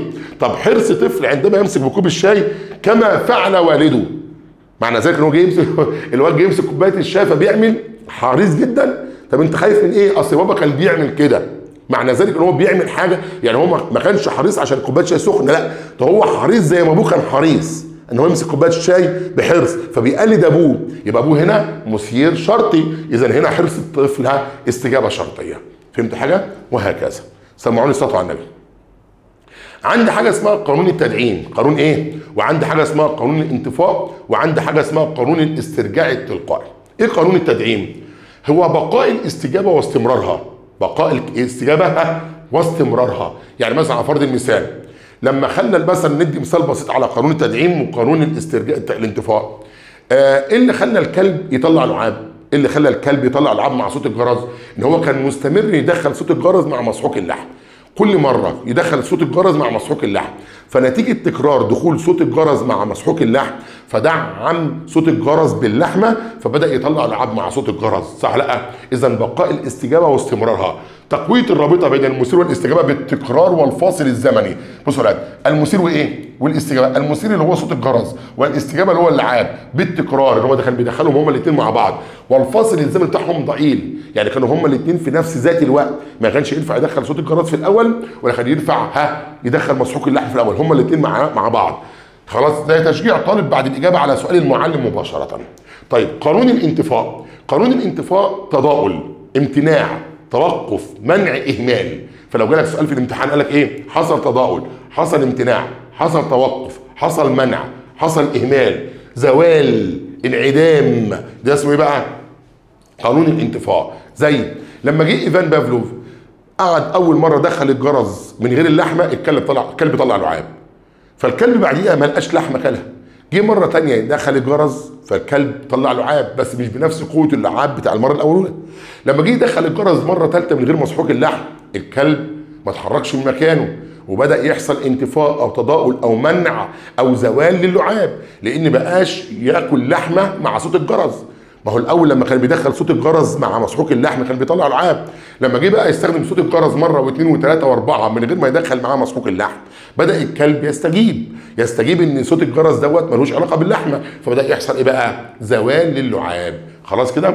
تضاؤل المعرفه لعدم تنميتها، الامتناع عن عمل الواجبات بعد انقطاع المتابعه، زي مثلا مدرس بيتابع مع الطالب فالمدرس انقطع عن المتابعه فالواد بقاش يعمل واجب. خلاص الواد كان حافظ معلومه بقاش يذاكرها فحصل تضاؤل للمعلومه، وهكذا. فلو جالك اي سؤال فيها كلمه تضاؤل او امتناع او توقف او منع او زوال او انعدام، على طول بنختار قانون الانطفاء. قانون الاسترجاع التلقائي، بصوا عوده. خلاص العوده الى التدخين بعد فتره من الانقطاع عنها، واحد بيشرب سجاير وراح من قطع عن السجاير، ما دام انقطع عن السجاير ده اسمه ايه بقى؟ انطفاء. رجع بعد كده يشرب سجاير تاني بس مش بنفس قوه السجاير الاولى، وده اسمه ايه بقى؟ استرجاع تلقائي. فيها مشكله كده؟ وهكذا. وحدوا الله. انا عندي قانونين من اهم القوانين، اسمه قانون التمرين، الممارسه والتكرار. عندي قانون اسمه قانون الاستعمال وعندي قانون اسمه قانون الاهمال. ايه بقى نواتج التعلم؟ قانون الاستعمال بيخلي الطالب يجيب اعلى الدرجات ويخش احسن الكليات. قانون الاهمال بيخلي الطالب يفشل وما بينجحش في الماده. فلو انتم من طلاب قانون الاستعمال مبروك عليكم وهنيئا عليكم بالكليه اللي هتخشوها، ولو انتم من طلاب قانون الاهمال ربنا يسترها عليكم ويهديكم وتذاكروا. ايه قانون الاستعمال؟ الاستعمال الدائم يقوي الرابطه بين المثير والاستجابه. وليكن على فرض المثال ولد بيذاكر بصفه مستمره، ولد بيحل اسئله، بنت بتحل اسئله كتير، فده بيقوي الرابطه بين السؤال والاجابه. فكل ما تحل اكتر كل ما بتقوي الرابطه بين السؤال وكيفيه الاجابه عليها، وكل ما بتذاكر اكتر كل ما بتقوي الرابطه بين المعلومه اللي موجوده في الذاكره. خلاص؟ بيقلل الاخطاء. نعم، يبقى قانون الاستعمال دوت بيقلل الاخطاء ويجعل الموضوعات اسهل عند تكرار عده مرات. المره الاولى بتبقى فيها خطا والمره الثانيه اسهل واسلم. فلو جه قال لك في المره الاولى بيبقى خطا والمره الثانيه بيبقى اسهل واسلم، يبقى ده اسمه قانون ايه بقى؟ الاستعمال. ودوت طبعا ضمن قوانين المحاوله والخطا بتاعه سوندك. التدريب المتكرر حتى يتفوق، حل اختبارات كثيره، يعتمد على العمل الدائم والبراعه والقدره والمهاره. صح لا؟ يبقى قانون الاستعمال محتاجه عمل دائم، محتاجه براعه، محتاجه قدره، محتاجه مهاره، محتاجه تدريب متكرر حتى يتفوق، محتاجه حل اختبارات كتيره قوي. لو انت بص المره الاولى لازم تغلط، لكن المره الثانيه بقت بالنسبه لك اسهل وايسر وافضل، بتقلل الاخطاء مع التكرار. يعني مثلا اول امتحان انا فاكر انا الدفعه بتاعت 2024 ربنا ينجحهم يا رب، اول حصه خدوها عندي كنت بديهم مثلا في نهايه الحصه 40 سؤال وبديهم حوالي 40 سؤال واجب في البيت، فكانت الاخطاء عندهم كتير في اول امتحان في اول اختبار. لما جينا الحصه الثانيه الحصه الثالثه وهكذا بدات الاخطاء بتاعتهم تقل، فبالتالي ده بسبب التكرار او بسبب الاستعمال. حلو كده؟ اما قانون الاهمال ربنا يا رب يعفينا عنهم ويبعدنا عنهم يا رب، ربنا يبعدنا عن الطلبه اللي عندهم اهمال دول. خلاص؟ الاهمال الدائم يضعف الرابطه بين المثير والاستجابه. يعني طالب ما بيذاكرش خالص فبتقلل الرابطه بين السؤال والاجابه، طالب ما بيحلش امتحان، طالب ما بيذاكرش، طالب ما بيراجعش، طالب مش دايما بيهتم بمذاكرته، فطبعا بيضعف الرابطه بين السؤال والاجابه او السؤال والمذاكره. يزيد من الاخطاء، هنا ايه بقى؟ يقلل من الاخطاء. فلو جالك في امتحان اخر السنه خلاص قانون يقلل من الاخطاء يبقى قانون الاستعمال، لكن القانون بيزود من الاخطاء يبقى قانون الاهمال. يزيد من الاخطاء ويجعل الموضوع صعب نتيجه التوقف عن دراسته. خلاص؟ الابتعاد عن العمل، هنا ايه بقى؟ التدريب يعتمد على العمل، هنا بيبتعد عن، بصوا بقى الاستعمال بيعتمد على العمل الدائم، هنا الاهمال الابتعاد عن العمل والتدريب بعد فتره وجد نفسه ايه بقى؟ ضعيف ومش عارف يذاكر. فاحنا عندنا الاستعمال والاهمال، والاهمال عكس الاستعمال. وحدوا الله.